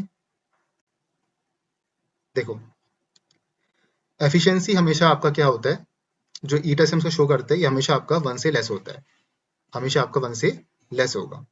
ईटा किसके इक्वल होता है, T H minus T C. T H क्या है आपका, heat taken from the source, मैं लिख लेता हूँ, ये आपका सोर्स का टेम्परेचर हो गया और ये आपका सिंक का टेम्परेचर हो गया। ठीक है, T H minus T C upon T H किसके इक्वल होता है, Q one plus Q two upon पे क्यू वन। ठीक है, और ये किसके इक्वल होगा, output upon input, that is minus W total work done, total work done upon Q one. तो ये है आपका बेसिकली एफिशिएंसी के फॉर्मूलेस। तो ये तीन चीजें आपको यहाँ पर ध्यान पे रखनी है। पहला टेम्परेचर से रिलेटेड जो चीज है, T H minus T C upon T H किसके इक्वल है, Q one plus Q two total heat upon जो हीट उसने ले रखी है क्यू वन, किसके इक्वल होगा, आउटपुट अपॉन इनपुट। आउटपुट क्या है, जितना वर्क कर रखा है उसने, टोटल वर्क डन अपॉन कितना हीट उसने एब्जॉर्व कर रखा है। ठीक है, तो इस बात को ध्यान रखना है। तो टेम्परेचर हमेशा आपका यहाँ पर किस में होता है, केल्विन पे होता है। टेम्परेचर आपका हमेशा केल्विन पे होता है और एफिशिएंसी आपकी हमेशा लेस देन 1 ही रहती है, ये चीज आपको ध्यान पे रखना है। ठीक है, नेक्स्ट हम बात करते हैं कुछ और इंपॉर्टेंट ग्राफ्स की। नेक्स्ट हम देख रहे हैं यहाँ पर इंपॉर्टेंट ग्राफ्स देखते हैं, एंथैल्पी वर्सेस एंट्रोपी और टेम्परेचर वर्सेस एंट्रोपी और इंटरनल एनर्जी वर्सेस एंट्रोपी। ठीक है, जो आपका एंथैल्पी होता है और जो आपका इंटरनल एनर्जी होता है और जो आपका टेम्परेचर होता है, ये आपके डायरेक्टली प्रोपोर्शनली रहते हैं, ये आपके डायरेक्टली प्रोपोर्शनली रहते हैं। ठीक है, enthalpy, internal energy and temperature. अब देखो यहाँ पर अगर हमें ग्राफ बनाना है अपना, एच और टी भी लिख सकते हो और यू भी लिख सकते हो वर्सेस एस, या एच वर्सेस एस कहो, टी वर्सेस एस कहो या यू वर्सेस एस कहो। तो उसका ग्राफ कैसे होता है, कुछ ऐसे दिखता है आपका ग्राफ, ऐसे करके ये आपका ग्राफ होता है, ए से बी, बी से सी एंड सी से डी, इस तरीके से A to B to C to D and D to A. ठीक है, सिमिलरली अगर हमें ग्राफ बनाना है अपना, हमें ग्राफ बनाना है अपना टी वर्सेस वी और यू वर्सेस वी और एच वर्सेस वी, कैसे बनाएंगे, यहाँ पर एच लिखो और टी और यू वर्सेस वी, ये आपका क्या था, enthalpy versus entropy, temperature versus entropy या इंटरनल एनर्जी वर्सेस एंट्रोपी, और ये क्या आपका वर्सेस वॉल्यूम है। तो इसका ग्राफ क्या बनेगा, देखो मैंने आपसे क्या बोला था कि जब भी आपका ये रहता है, टेम्परेचर या वॉल्यूम रहेगा या प्रेशर और वॉल्यूम रहेगा, तो हमेशा क्या आता है, आपका कर्व आता है। क्यों आता है, क्योंकि आपका एडियाबैटिक एक्सपेंशन वाला केस होता है, तो उस केस में क्या होता है आपका, उस केस में गामा का फैक्टर आता है, तो गामा की वजह से आपका एक कर्व देखने को मिलता है। तो इसका ग्राफ कैसे होगा, कर्व टाइप का ग्राफ बनेगा, जैसे हम कार नोट का बनाते हैं, ऐसे करके, ऐसे ऐसे करके, सही से बना लेना, इसको सही से बना देता हूँ, ऐसे करके बनते हैं आपको ये, ऐसे ऐसे ऐसे और ऐसे, एक कर्व टाइप का आता है, ऐसे स्क्वायर शेप का नहीं बनेगा, ऐसे कर्व टाइप का बनता है। ठीक है, तो यहाँ पर दिखा सकते हो ए से बी से सी से डी हम जा रहे हैं और डी से ए, ऐसे। ठीक है, ये आपका ग्राफ बनता है। एक और ग्राफ बनता है आपका, that is internal energy versus temperature, या कह सकते हो एच वर्सेस टेम्परेचर। कैसे बनेगा ग्राफ, यहाँ पर यू लिखो और एच लिखो वर्सेस टी लिखो, कैसे ग्राफ आएगा, देखो हमें पता है कि जब आपका इंटरनल एनर्जी बढ़ती है तो टेम्परेचर भी आपका इंक्रीज करता है, या जब आपका इंथैल्पी इंक्रीज करती है तो टेम्परेचर भी आपका इंक्रीज करता है। ठीक है, मतलब टेम्परेचर इंक्रीज करने से इंटरनल एनर्जी इंक्रीज कर रही है या इंथैल्पी इंक्रीज कर रही है। तो कैसे ग्राफ बनेगा, ऐसे करके, इंक्रीजिंग वाला, ऐसे स्ट्रेट लाइन, आपका स्ट्रेट लाइन आएगा ऐसे करके। ठीक है, तो ये ग्राफ बनता है आपका यू वर्सेस टी का। देखो यहाँ पे मैं दो एरो शो कर रहा हूँ, उस दो एरो का मतलब समझना आप, एक मैं अबव शो कर रहा हूँ, एक मैं ऐसे शो कर रहा हूँ। अबव का मतलब क्या है, टेम्परेचर जैसे जैसे इंक्रीज कर रहा है वैसे वैसे आपकी जो इंटरनल एनर्जी है वो भी इंक्रीज कर रही है। ये कब का केस होता है, कब होता है ऐसा, देखो जब आपका कंप्रेशन होता है, कंप्रेशन के केस में क्या होता है, जो आपकी इंटरनल एनर्जी है वो इंक्रीज करती है ना। जो आपका कंप्रेशन होता है, जो हमने कार्नोट में देखा, कंप्रेशन में क्या होता है, जो आपकी इंटरनल एनर्जी इंक्रीज करती है। और जो आपका एक्सपेंशन होता है, एक्सपेंशन में क्या होता है आपका, जो इंटरनल एनर्जी है वो डिक्रीज करती है। एक्सपेंशन में आपका जो इंटरनल एनर्जी डिक्रीज करती है, ठीक है। तो जो आपका डाउनवर्ड एरो ये एक्सपेंशन के लिए, और जो अपवर्ड एरो आपका कंप्रेशन के लिए, तो सबको ध्यान रखना है, ठीक। अच्छा, नेक्स्ट है, नेक्स्ट हम बात करते हैं कॉन्सेप्ट ऑफ एंट्रोपी का। तो एंट्रोपी के कुछ इंपॉर्टेंट रिलेशन है जो आपको ध्यान पे रखने हैं। कॉन्सेप्ट ऑफ एंट्रोपी, देखो चेंज इन एंट्रोपी जो होता है DS, small change in entropy, किसके इक्वल होता है, cyclic integral D Q by T. और ये किसके इक्वल होता है, अगर हम रिवर्सिबल की बात कर रहे हैं तो it is equal to zero. For reversible क्या केस होता है आपका, ds is equal to zero, and ds का जो साइक्लिक इंटीग्रल है D Q by D T, ये अब किसके इक्वल होता है, जीरो के इक्वल होता है फॉर रिवर्सिबल। सेम अगर हम बात करें फॉर इरिवर्सिबल, तो इरिवर्सिबल के लिए it is less than zero. For irreversible it is but it is less than zero. Irreversible के लिए क्या होता है, it is less than zero, या आपका जीरो से कम होता है। ध्यान देना, रिवर्सिबल के लिए होता है जीरो, और इरिवर्सिबल क्या होता है, लेस देन जीरो होता है, ठीक है। इसको हम ऐसे भी लिख सकते हैं, S equals to Q reversible by T. ये इंपॉर्टेंट फॉर्मूला होता है, ध्यान पे रखना, ठीक है। यहाँ पर एंट्रोपी के आपके पास एक स्टेट फंक्शन है, हमें पता है एंट्रोपी आपका एक स्टेट फंक्शन है, ठीक है, और एक एक्सटेंसिव प्रॉपर्टी है, हमने देखा था स्टार्टिंग पे एक्सटेंसिव प्रॉपर्टी एग्जांपल्स। तो ये आपकी एक्सटेंसिव प्रॉपर्टी है, ठीक है। और इक्विलिब्रियम पे क्या होता है, एट इक्विलिब्रियम, इक्विलिब्रियम पे आपकी जो एंट्रोपी होती है वो मैक्सिमम होती है। At equilibrium entropy is maximum. At equilibrium जो आपकी एंट्रोपी होती है, एंट्रोपी इज मैक्सिमम, एंट्रोपी आपकी मैक्सिमम होती है, ठीक है। और यहाँ पर ये जो आपके पास है, it is a path function, ये क्या आपके पास एक पाथ फंक्शन है, ठीक है। नेक्स्ट चलो, नेक्स्ट हम बात करते हैं आइसोथर्मल रिवर्सिबल प्रोसेस के केस की बात करते हैं। Isothermal, isothermal reversible process, isothermal reversible process. तो इस केस में क्या होता है, जो आपका डेल्टा एस है सिस्टम का, अगर हम सिस्टम की बात करें, जो चेंज एंट्रोपी है वो किसके इक्वल होता है, प्लस क्यू बाई टी के। और सराउंडिंग की अगर हम बात करें तो किसके इक्वल होता है आपका, माइनस क्यू बाई टी के। तो अगर हमें निकालना है यूनिवर्स के लिए, तो क्या होगा, delta S system plus delta S surrounding, किसके इक्वल होगा, plus Q by T minus Q by T, that is zero, that is zero. तो आइसोथर्मल रिवर्सिबल केस के लिए जो आपका यूनिवर्स की एंट्रोपी होती है वो किसके इक्वल होती है, जीरो के इक्वल। Change in entropy is equal to zero, ठीक है। अगर यूनिवर्स की बात करें, for isothermal reversible process delta S universe is equal to zero, ठीक है। अब नेक्स्ट क्या है, देखो इसमें आपका क्या हो रहा है, डेल्टा एस सिस्टम में plus Q by T Q आ रहा है, क्योंकि इसमें हीट है वो आपका एब्जॉर्व कर रहा है, और इसमें क्या है, एंट्रोपी में हीट यहाँ पर रिलीज कर रहा है सराउंडिंग पे। अब नेक्स्ट हम बात करते हैं अपना एडियाबैटिक, एडियाबैटिक रिवर्सिबल प्रोसेस की। एडियाबैटिक रिवर्सिबल प्रोसेस के क्या होता है,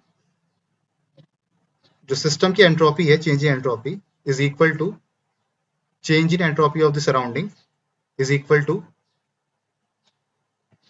change in entropy of the universe. किसके इक्वल होता है, जीरो के इक्वल होता है, ठीक है। क्यों आया, देखो कैसे हुआ है, हमें पता है एडियाबैटिक के केस में क्या होता है, जो आपका हीट होता है ना वो आपका जीरो होता है। तो अगर ये आपका जीरो होता है तो आपका डेल्टा एस कितना होगा, D S equals to D Q by T होता है ना, तो डी क्यू तो आपका जीरो हो गया। अगर आपका हीट जीरो है तो चेंज भी कितना आपका जीरो है, that means D S equals to zero हो गया। तो एंट्रोपी चेंज कितना हो गया, जीरो हो गया।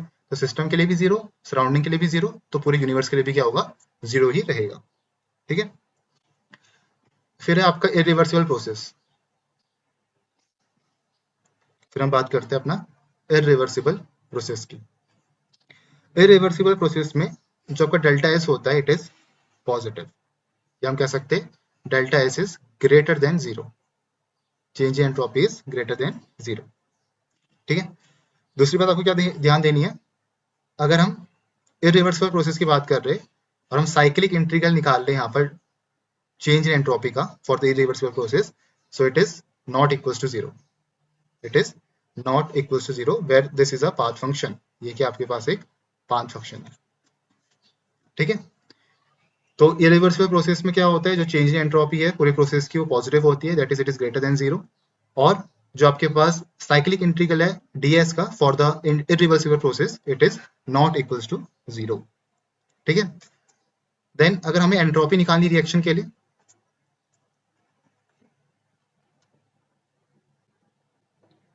एंट्रोपी ऑफ रिएक्शन अगर हमें निकालना है, वो किसके इक्वल होता है, delta S reaction is equal to, किसके इक्वल होगा, प्रोडक्ट की जितनी भी एंट्रोपी है माइनस रिएक्टेंट की जितनी भी एंट्रोपी है उनका सम। ठीक है, प्रोडक्ट माइनस प्रोडक्ट की एंट्रोपी माइनस रिएक्टेंट की एंट्रोपी, तो ये भी आपका इंपॉर्टेंट फॉर्मूला है। ठीक, नेक्स्ट है, नेक्स्ट हम बात करते हैं एंट्रोपी चेंज की, नेक्स्ट हम बात करते हैं अपना एंट्रोपी चेंज की।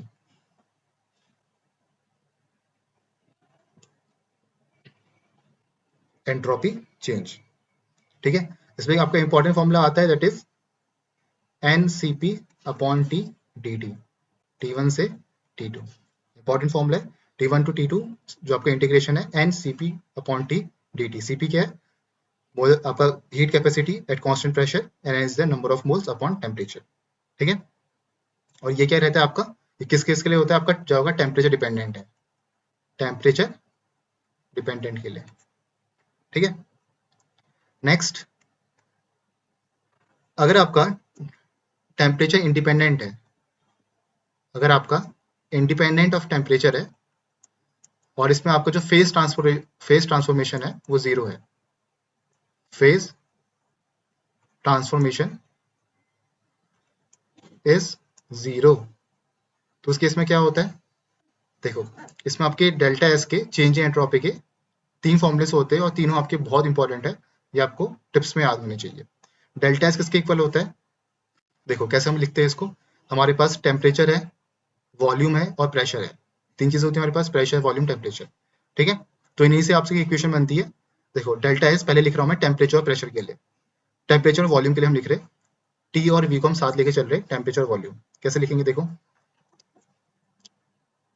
L N T two upon T one plus L N V two upon V one, L N T two upon T one plus L N V two upon V one, यहाँ पर आएगा आपका N R और यहाँ पर क्या आएगा, N तो आएगा ही, साथ में वॉल्यूम है तो यहाँ पर आएगा आपका सी वी।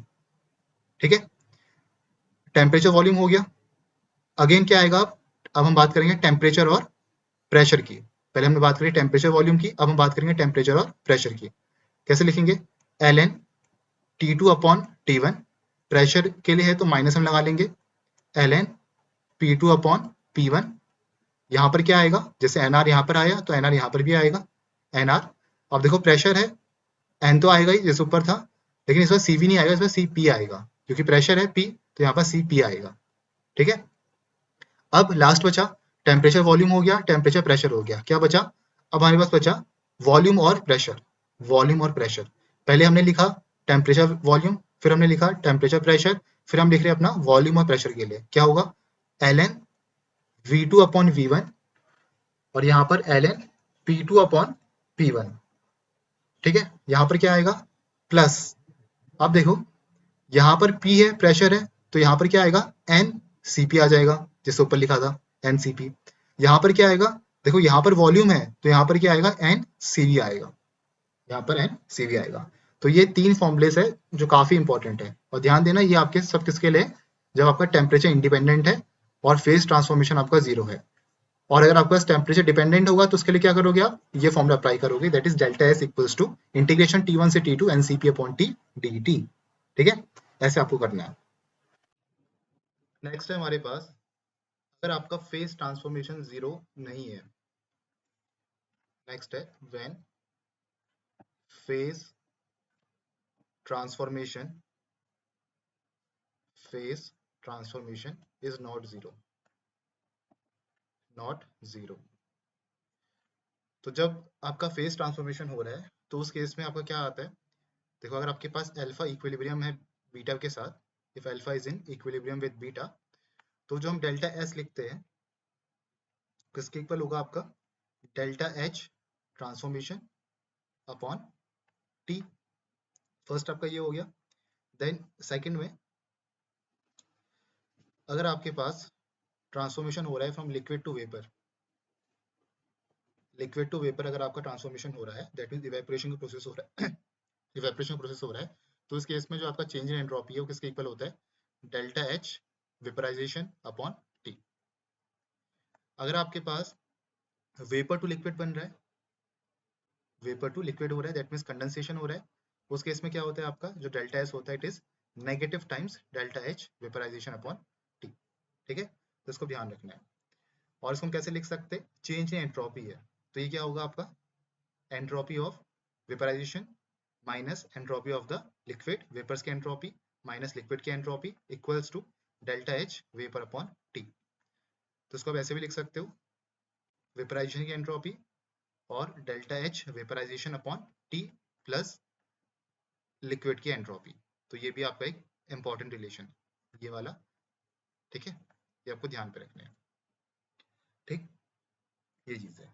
अब नेक्स्ट चलते हैं अपना एंट्रोपी ऑफ मिक्सिंग पे। उससे पहले एक आपका ट्रॉटन्स रूल आता है, इसको भी देख लेते हैं। ट्रॉटन्स रूल, ट्रॉटन्स रूल क्या कहता है कि आपके पास जो मोलर एंट्रोपी है ऑफ वेपर्स ऑफ लिक्विड, अगर उन पे हाइड्रोजन बॉन्डिंग नहीं हो रही है, अगर आपकी हाइड्रोजन बॉन्डिंग नहीं हो रही है और जो बॉइलिंग पॉइंट है आपका 150 केल्विन से अबव है, no hydrogen bonding and the boiling point is greater than 150 kelvin, तो उस केस में अगर आपका जो चेंज इन एंट्रोपी है, चेंज इन मोलर एंट्रोपी, वो किसके इक्वल होती है, 10.5 आर के, 10.5 आर के। ठीक है, तो टॉरेंस रूल क्या कहता है, टॉरेंस रूल ये कहता है कि according to Trouton's rule the molar entropy of vapours of liquid that does not have hydrogen bonding और that do not have boiling point less than 150 kelvin, तो ये आपका रहता है अगर ऐसा केस होता है तो जो आपका चेंज इन एंट्रोपी होता है किसके इक्वल होता है, 10.5 इंटू आर के। एग्जाम्पल क्या होंगे, हाइड्रोजन बॉन्डिंग इसमें नहीं होती है तो जो आपके नॉन पोलर सॉल्वेंट हो गए जैसे आपका बेंजीन, टॉल्वीन, ये सब आपके एग्जाम्पल होंगे, benzene, toluene, this all are example. ठीक है, तो ये भी आपको ध्यान पे रखना है। अब नेक्स्ट चलते हैं, नेक्स्ट है हमारे पास एंट्रोपी ऑफ मिक्सिंग। नेक्स्ट हम बात करेंगे किसकी, एंट्रोपी ऑफ मिक्सिंग की। एंट्रोपी ऑफ मिक्सिंग ये भी इंपॉर्टेंट है, एंट्रोपी ऑफ मिक्सिंग। ठीक है, तो इसमें जो आपका चेंज इन एंट्रोपी है, डेल्टा एस मिक्स किसके इक्वल होता है, minus time R summation of n i l n x i, n i l n x i, where n are the number of moles, i आपके ये बताएंगे कितने आपके gases है, और एक्स के आपके पास X is a mole fraction, X है, X is the mole fraction, X है आपके पास मोल, मोल फ्रैक्शन। ठीक है, और ये है आपके पास number of moles, number of moles, तो जितनी आपकी गैसेस होगी उसका हमें सबमिशन करना है बेसिकली। मतलब अगर आपके पास दो गैसेस है उसके नंबर ऑफ मोल्स आपको दे रखे, तो आप डेल्टा एस मिक्स कैसे निकालोगे, अगर आपके पास एक N1 मोल ऑफ गैस है, N1 मोल ऑफ गैस 1 है, और दूसरा आपके पास N2 मोल ऑफ गैस 2 है, तो कैसे निकालोगे, delta S equals to minus R, submission है तो आप क्या करोगे, N1 ln x1 upon x1, ये N1 upon N1 plus N2 plus N2 ln N2 upon N1 plus N2, ऐसे निकालते मोल फ्रैक्शन। तो इस तरीके से आप करोगे। ठीक है, तो ये भी आपको ध्यान पे रखना है। इसको हम ऐसे भी लिख सकते हैं, अगर हमें लॉगरिथमिक टर्म्स में लिखना है तो आप क्या लिख सकते हो, delta S equals to minus 2.303 R, अंदर क्या आएगा, N1 log N1 upon N1 plus N2 plus N2 log N2 upon N1 plus N2, ये चीज आपकी आएगी। तो ये भी आपको यहाँ पर ध्यान पे रखना है। ठीक है, अब सिमिलर आपका डेल्टा जी मिक्स भी होता है, delta G mix, delta G mix किसके इक्वल होता है, R T summation of n i l n x i. तो ये भी आपको ध्यान पे रखना है, ठीक है। R T summation of n i l n x i, और डेल्टा एक्स मिक्स क्या होता है, minus R summation of n i l n x i, ठीक। इस तरीके से होता है। अब नेक्स्ट आता है आपका that is Gibbs paradox. Next हम बात करते हैं अपना गिब्स पैराडॉक्स का। गिब्स पैराडॉक्स, गिब्स पैराडॉक्स क्या कहता है कि अगर आपके पास सेम गैसेस है या डिफरेंट गैसेस है, नहीं, अगर आपके पास सेम गैसेस है डिफरेंट क्वांटिटी की, if you have same gases, if same gases of same या डिफरेंट क्वांटिटी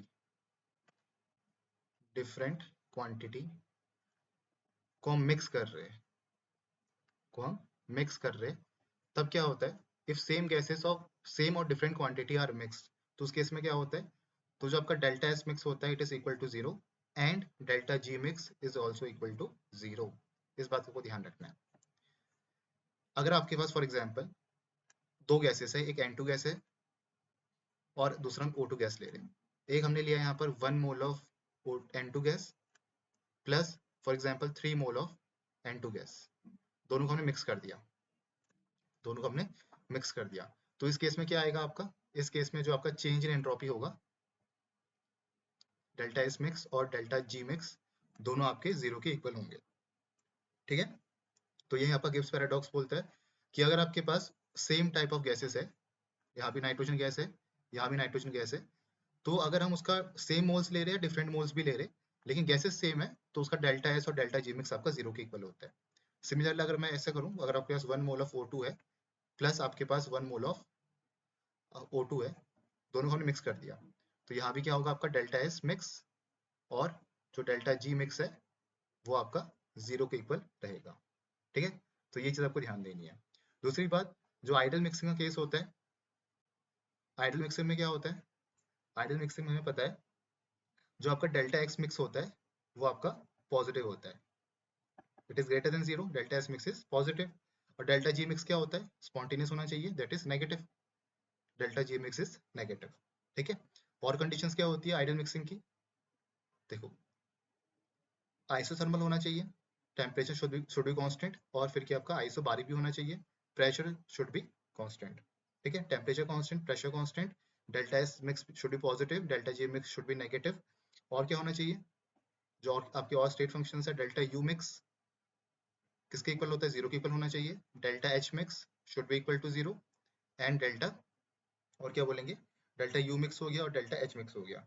बस ये आपकी कंडीशन होती है यहाँ पर किसकी, आपकी आइडल मिक्सिंग की, और डेल्टा वी मिक्स भी आपका जीरो। तो ये आपको यहाँ पर ध्यान रखना है, ठीक है। तो यहाँ पर आप देखो गिब्स पैराडॉक्स में क्या हो रहा है, जो आपका डेल्टा मिक्स है it is equal to zero and delta G mix is equal to zero, that means they are not following the ideal case. ये आपकी आइडल मिक्सिंग गैसेस वाली केस को फॉलो नहीं कर रही है, किसमें, गिब्स पैराडॉक्स में, they are equals to zero. Ideal mixing में क्या होता है, delta S mix should be positive and delta G mix should be negative, ठीक। अब नेक्स्ट चलते हैं, अब नेक्स्ट हम बात करते हैं क्राइटेरिया ऑफ स्पॉन्टेनिटी की। नेक्स्ट हम बात करते हैं क्राइटेरिया ऑफ स्पॉन्टेनिटी, ये भी इंपॉर्टेंट है, सभी इंपॉर्टेंट है, क्राइटेरिया ऑफ स्पॉन्टेनिटी, ठीक है। देखो पहले क्राइटेरिया क्या है आपके पास, फर्स्ट क्राइटेरिया क्या है, पहले तो जो आपके पास डेल्टा एस यूनिवर्स है, डेल्टा एस यूनिवर्स मतलब system plus surrounding, delta S universe greater than equals to zero होता है, ठीक है। Delta S equals to zero कब होता है, ये होता है आपका किस केस के लिए, रिवर्सिबल केस के लिए, रिवर्सिबल प्रोसेस के लिए delta S that is change in entropy is zero. Delta S greater than zero कब होता है, this is for irreversible, this is for irreversible case, ध्यान रखना है, ठीक है। हम यूनिवर्स की बात कर रहे हैं, that is system plus surrounding को मिला करके चेंज इन एंट्रोपी। सेकंड, देखो अब इसमें आपके अलग अलग स्पॉन्टेनिटी के क्राइटेरिया बनते हैं, क्या होता है, सबसे पहले देखो हम एंट्रोपी की बात करेंगे, इसको आपको ध्यान से देखना है। देखो दूसरे पेन से मैं लिखता हूँ, del S at constant internal energy and volume किसके इक्वल होता है, ग्रेटर देन इक्वल्स टू 0 होता है। Third, ds at constant enthalpy and pressure. मैं आपको स्टार्टिंग से बोल रहा हूँ, जब भी इंटरनल एनर्जी आई तो आप वॉल्यूम से रिलेट करो उसको, जब भी आपका एंथैल्पी आई तो आप उसको प्रेशर से रिलेट करो, याद करने में आपको आसानी होगी। तो del S H comma P is greater than equals to 0। ठीक है, तो ये आपका दो स्पॉन्टेनिटी के क्राइटेरिया रहते। Del S internal energy and volume are constant, it is greater than equals to 0, and del S ds at constant enthalpy and pressure it is greater than equals to 0। बाकी अगर हमें और निकालने criteria of spontaneity हम कैसे निकालते हैं, वो हम मैक्सवेल स्क्वायर से निकाल सकते हैं। ठीक है, हमें पता है क्या होता है हमारे पास, great people have studied under very amazing teachers. तो ये हो गया इस तरीके से। ठीक है, अब देखो, अब जैसे हमें जी निकालना है, हमें गिब्स के लिए निकालना है, तो हम क्या लिखेंगे यहाँ पर, हम लिखेंगे अपना डी जी और P और T, ये हो जाएगा आपका कांस्टेंट, P और T ये कांस्टेंट होगा। लेकिन इस केस में क्या आएगा आपका, लेस देन इक्वल्स टू 0 आता है। इसके बाद आपको ध्यान रखना है, इस बात का आपको यहाँ पर ध्यान रखना है कि लेस देन इक्वल्स टू 0 होता है। तो जितने भी हम बाकी थर्मोडायनेमिक स्क्वायर से निकालेंगे, जितने भी निकालेंगे, वो सब आपके क्या होंगे, लेस देन इक्वल्स टू 0 होंगे, और ये दोनों क्या होते हैं आपके, ग्रेटर देन इक्वल्स टू 0 होते हैं। ठीक, अब देखो, अगर हमें इंथैल्पी का निकालना है तो क्या लिखोगे, डी एच एट कॉन्स्टेंट, जो इसके अगल बगल है, एस और पी, एस और P it is less than equals to 0 हो गया। ठीक है, फिर देखो सिक्स्थ क्या होगा, अगर हमें इंटरनल एनर्जी का निकालना है, दैट मीन्स डी यू का निकालना है, तो यहाँ पर क्या होगा, इसके अगल बगल क्या है, एस है और वी है, तो एस हो गया और वी हो गया, it is less than equals to 0। अगर हमें निकालना है ए के लिए, हेल्महोल्ट्ज एनर्जी के लिए, तो डी ए हो गया, इसके अगल बगल क्या है, वी है और टी है, दैट इज वी और T less than equals to 0। ठीक है, तो इस तरीके से आपको ये करना है। ठीक, ऐसे करना है इसको आपको। तो ये होते हैं आपके सब क्राइटेरिया ऑफ स्पॉन्टेनिटी, ये सब आप मैक्सवेल से निकाल सकते हो आराम से। बस इसमें आपको ध्यान रखना है कि जो आपका ds और ds वाले it is greater than equals to 0, और बाकी सब आपके लेस देन इक्वल्स टू 0। एक को याद करो, बाकी उसका अपोजिट है। तो ये याद करना इजी है कि आपका ग्रेटर देन इक्वल्स टू 0 है, और बाकी सब आपके लेस देन इक्वल्स टू 0 होते हैं। इस बात को ध्यान रखना है। ठीक, अब नेक्स्ट चलते हैं हम, नेक्स्ट बात करते हैं अपना गिब्स फ्री एनर्जी की। नेक्स्ट हम बात करते हैं अपना गिब्स फ्री एनर्जी की। गिब्स फ्री एनर्जी, देखो क्या रिलेशन होता है, एक तो हमें पता है डेल्टा जी जो होता है आपके पास, वो delta H minus T delta S के इक्वल होता है। ठीक है, और एक और इंपॉर्टेंट रिलेशन होता है, डेल्टा जी किसके इक्वल होता है, N R T L N P two upon P one किसके इक्वल होता है, एन आर टी क्या लिख सकते हो उसको आप, L N V one upon V two. ठीक है, तो ये हमें पता है, जो आपका P V equal to N R T होता है, अगर आपके पास पी वन है और वी वन है, तो आप क्या लिख सकते हो इसको, P one N R T upon V one. ठीक है, ऐसे करके लिख सकते हो। तो यहाँ पर आपका ये इंपॉर्टेंट रिलेशन है जो आपको याद रखना है। ठीक है, ये वाला और वर्क डन वाला, ये दोनों आपको याद होने चाहिए। अच्छा, वर्क डन का क्या होता है, वर्क डन में पता है W किसके इक्वल होता है, minus N R T L N V two upon V one होता है। ठीक है, तो इसको हम ऐसे लिख सकते हैं, अगर मैं V one upon V two कर दूं तो क्या हो जाएगा, नेगेटिव नेगेटिव पॉजिटिव हो जाएगा, L N V one upon V two, तो किसके इक्वल आ जाएगा, डेल्टा जी के इक्वल आ जाएगा। तो यहाँ से आप डायरेक्टली इस फॉर्मूले से आप डेल्टा जी भी निकाल सकते हो। ठीक है, ऐसे करना है इसको। अब नेक्स्ट है गिब्स हेल्महोल्ट्ज इक्वेशन। नेक्स्ट है, इसको नेक्स्ट पेज में करता हूँ क्योंकि हम गिब्स हेल्महोल्ट्ज और हेल्महोल्ट्ज इक्वेशन को साथ में देखेंगे कि आपको याद रहे। Gibbs Helmholtz Helmholtz equation, Gibbs Helmholtz equation क्या होती है इक्वेशन, ये बेटर रहेगा कि आपको ये याद रहे, वरना डेरिवेशन में अगर आप करोगे तो बहुत लंबा चले जाएगा। देखो कैसे होता है, हमें पता है कि जो आपका डेल्टा जी होता है it is delta H minus T delta S, T delta S. ठीक है, तो किसके इक्वल होगा, delta G equal to delta H, delta S की जो यहाँ पर वैल्यू है, डेल्टा एस की वैल्यू यहाँ पर क्या है, it is negative del delta G upon del T at constant, क्या एट कांस्टेंट प्रेशर पी। ठीक है, कांस्टेंट प्रेशर पी पे हम देखते हैं इसको, तो डेल्टा एच नेगेटिव ऑलरेडी है, यहाँ भी नेगेटिव है, तो ये किसके इक्वल होगा, नेगेटिव नेगेटिव पॉजिटिव टी, और यहाँ पर क्या आएगा आपका अंदर, D del G upon del T at constant P. तो ये चीज आपका क्या होता है, गिब्स हेल्महोल्ट्ज इक्वेशन होता है, ठीक है। और इसको अगर हम फर्दर आगे और मॉडिफाई करते हैं तो इसमें आपके और भी रिलेशन आते हैं जो इंपॉर्टेंट है। Delta H equals to del delta G upon T upon पे डेल वन अपॉन टी और एट कांस्टेंट पी, ये चीज। तो ये चीज भी आपको पता होनी चाहिए, ठीक है। तो ये आपके इसी से डिराइव होते हैं, यहीं से आपका फर्दर डिराइव होता है, जब हम उसका डेरिवेटिव लेते हैं तो वहां से आपका पूरा डिराइव होता है, ठीक है। तो ये दोनों आपको याद होने चाहिए, वरना आप 2-3 बार इसके डेरिवेशन की प्रैक्टिस भी कर सकते हो, वहां से आपको आइडिया आ जाएगा। अगर आपको याद हो रहे तो बढ़िया है, वरना आप इसको डिराइव कर सकते हो अगर आपकी स्पीड अच्छी है तो, डेरिवेशन करने की। वरना इसको डिराइव भी कर सकते हो, वरना बेटर रहेगा कि याद कर लो, ठीक है। क्योंकि बहुत सारी फॉर्मूलेस है तो इसमें थोड़ी सी कन्फ्यूजन हो सकती है। तो इसमें आप क्या कर सकते हो, अगर डेरिवेशन आप कर पा रहे हो तो कर सकते हो डेरिवेशन इसको, ठीक है। अब देखो इसको मैं रिलेट करूंगा आपके किसके साथ, हेल्महोल्ट्ज के साथ। तो हेल्महोल्ट्ज के साथ बहुत सिंपल है, कुछ नहीं करना है आपको, सेम फॉर्मूला रहता है, बस आपकी थोड़ी सी टर्म्स चेंज हो जाती है। हेल्महोल्ट्ज में क्या होता है, हेल्महोल्ट्ज इक्वेशन में क्या होता है, देखो इसमें क्या होता है आपके पास, क्या है, जो डेल्टा जी है ये बन जाएगा आपका डेल्टा ए, और डेल्टा एच क्या बन जाएगा आपका, डेल्टा यू बन जाएगा बस, बाकी सब चीज सेम है। तो delta A equals to delta U plus T del A upon del T और constant V at constant V. तो इसमें आपका क्या होता है, जो प्रेशर जो वॉल्यूम होता है वो आपका कांस्टेंट होता है, ठीक है। कुछ नहीं कर रहा है, सेम इक्वेशन है, बस हमने डेल्टा जी के बदले डेल्टा ई को रिप्लेस कर दिया और डेल्टा एच के प्लेस में डेल्टा यू को हमने रिप्लेस कर रखा है, सिंपल है, ठीक है।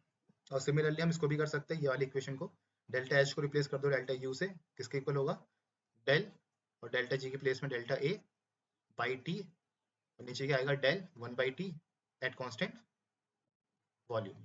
तो ये रहता है आपका फॉर्मूला, डेल्टा डेल ब्रैकेट में delta A upon T upon पे डेल ब्रैकेट में one upon T at constant V, ठीक है। तो ये आपका इंटेल एनर्जी के लिए और ये आपका हेल्महोल्ट्ज एनर्जी। तो इस तरीके से आपको ध्यान देना है, ठीक। अब नेक्स्ट हम बात करते हैं, दैट इज फुगेसिटी, दैट इज फुगेसिटी।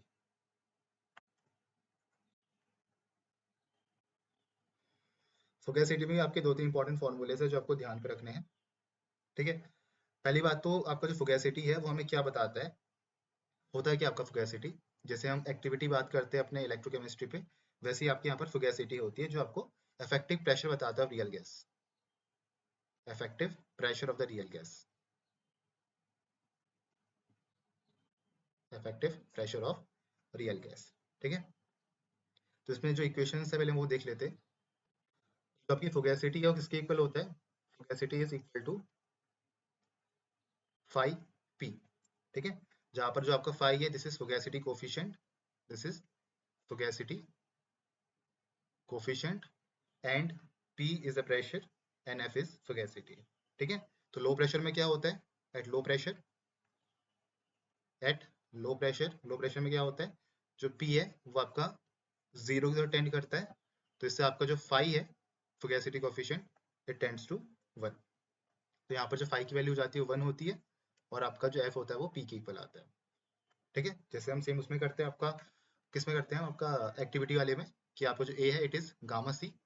तो यहाँ पर हम क्या करते हैं, दिस इज एक्टिविटी, ठीक है। तो लो कंसेंट्रेशन में क्या होता है, लो कंसेंट्रेशन में क्या होता है, जो गामा है वो आपका वन की तरफ अप्रोच करता है, ठीक है। तो गामा आपकी वैल्यू वन हो जाती है, और ए की वैल्यू क्या हो जाती है आपकी, सी के इक्वल हो जाती है। तो एक्टिविटी आपका कंसेंट्रेशन के इक्वल होता है। सेम यहाँ पर भी होगा, जो फिगेसिटी आपकी प्रेशर के इक्वल होगी अगर आपकी फिगेसिटी कोफिशिएंट की वैल्यू वन की तरफ टेंड कर रही है तो, ठीक। अब नेक्स्ट इसमें जो आपके इंपॉर्टेंट फॉर्मूले हैं, एक जो आपको अच्छे से याद होना चाहिए, पहला आपका जीरो से पी इंटीग्रेशन, जीरो से पी, इसको सही से लिख लेता हूँ, इंटीग्रेशन जीरो से P Z minus one, Z आपका कंप्रेसिबिलिटी फैक्टर है, अपॉन पे P d P equals to l n five. तो अगर आपको फोगेसिटी कोफिशिएंट निकालना है, F I is a fugacity coefficient, तो इस फॉर्मूले से आप निकाल सकते हो, ठीक है। जेड क्या होता है आपके पास, Z is a compressibility factor, किसके इक्वल होता है आपका ये, P V upon R T के, where V this is the volume of the real gas, is the volume of the real gas, P V upon R T, ठीक है। तो ऐसे करना है आपको, ये चीज होती है।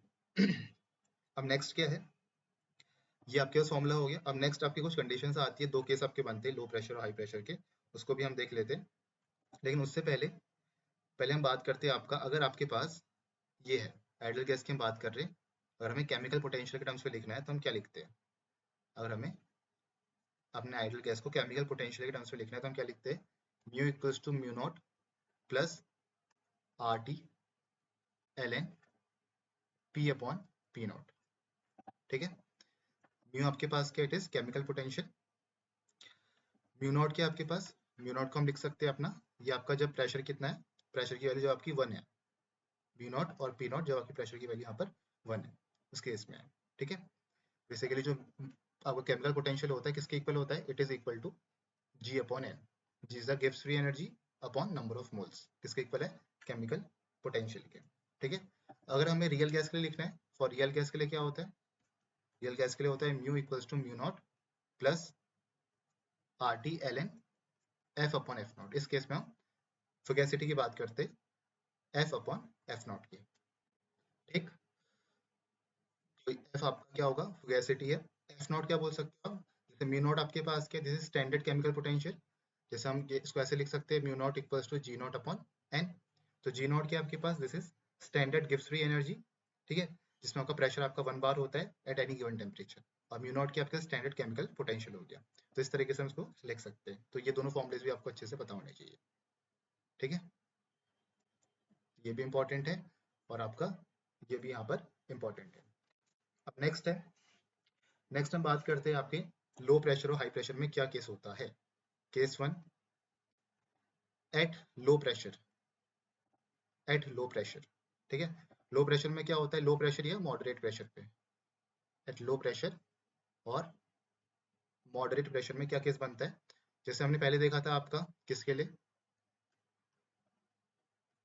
B minus two A upon R T के लिए देखा था कि ए इज ग्रेटर देन बी होगा, तो ए फॉर अट्रैक्शन के लिए होता है। तो अगर अट्रैक्शन हो रहा है तो ए इज ग्रेटर देन बी, अगर रिपल्जन हो रहा है तो आपका बी इज लेस देन ए होता है।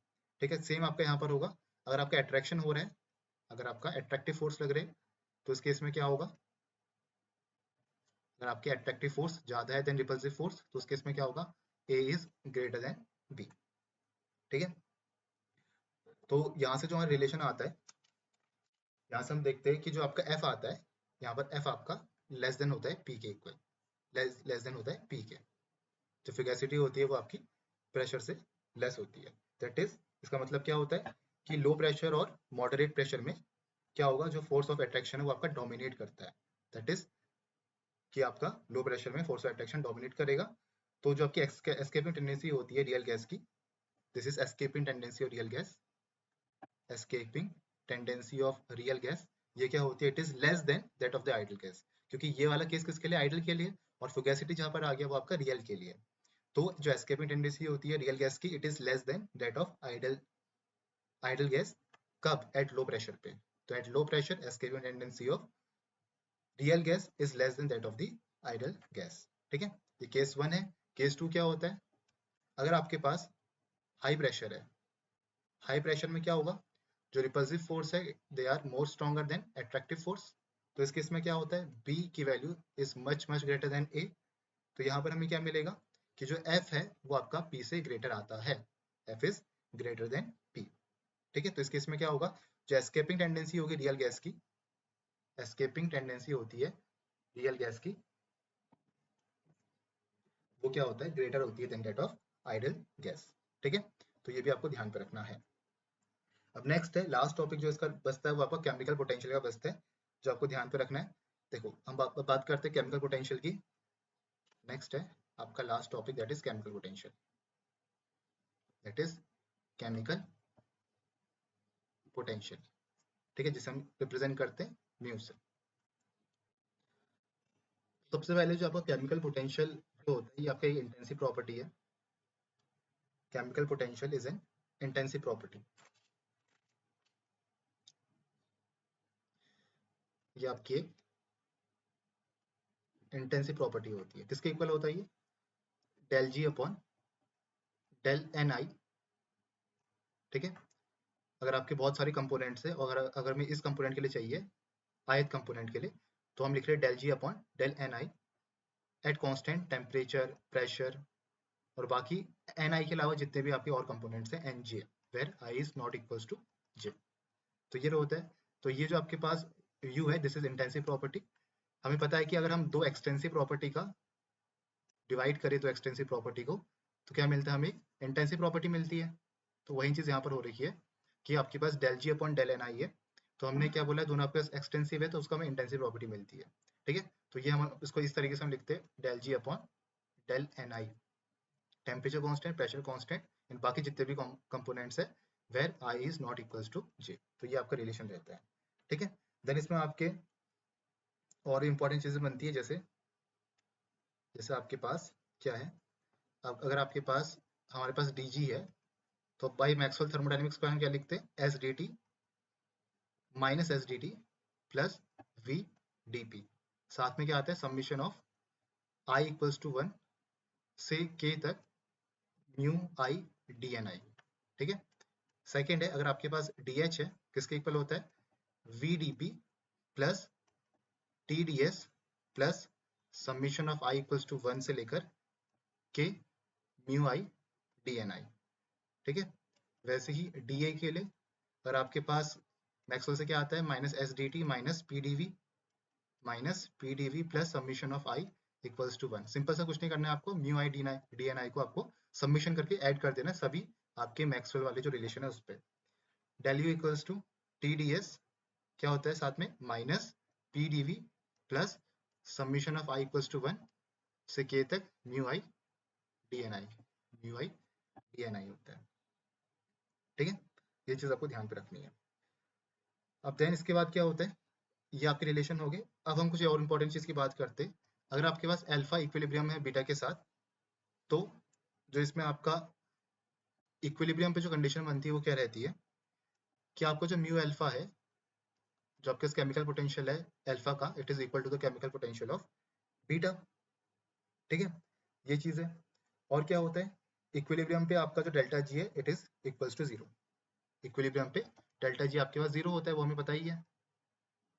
ठीक है, और ये कंडीशन होती है, अगर स्पॉन्टेनियस प्रोसेस के लिए हमें क्या चाहिए, फॉर स्पॉन्टेनियस प्रोसेस, अगर हमें स्पॉन्टेनियस प्रोसेस चाहिए, तो स्पॉन्टेनियस प्रोसेस के लिए जो आपके पास म्यू अल्फा है वो आपका ग्रेटर होना चाहिए म्यू बीटा से, तभी आपके पास जो रिएक्शन है वो फॉरवर्ड डायरेक्शन पे जाएगी।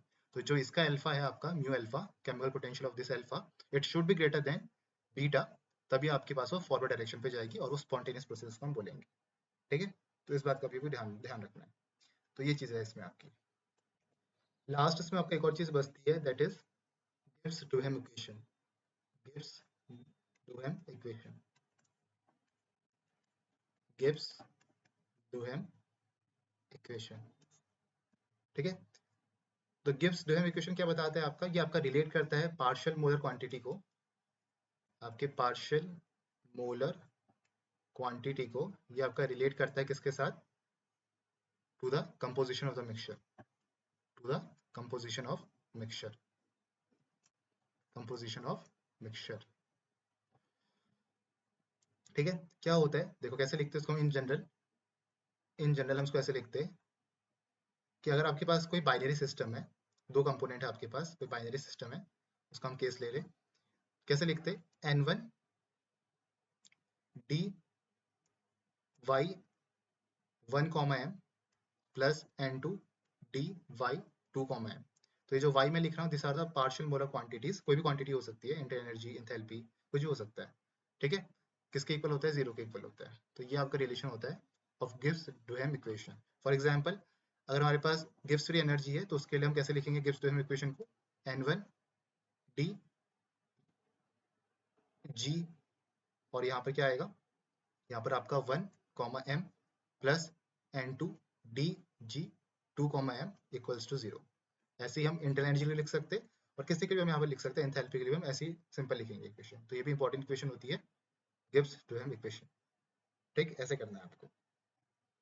अब कुछ और इंपॉर्टेंट चीजें हैं जो हमें यहाँ पर ध्यान रखनी है। वैसे तो आपके जितने भी फॉर्मूले हमने कवर कर दिए, और कुछ इंपॉर्टेंट चीजें उसको हम पहले देख लेते हैं ध्यान से, जो आपके मेन मेन पॉइंट्स आपको ध्यान देने हैं, और एक्स्ट्रा पॉइंट्स जो आपको बता रहा हूँ। देखो इसमें आपके पास, जैसे हम बोलते हैं कि आपकी जो एंट्रोपी है, एंट्रोपी की आपके पास एक स्टेट फंक्शन है, एंट्रोपी की आपके पास एक स्टेट फंक्शन है।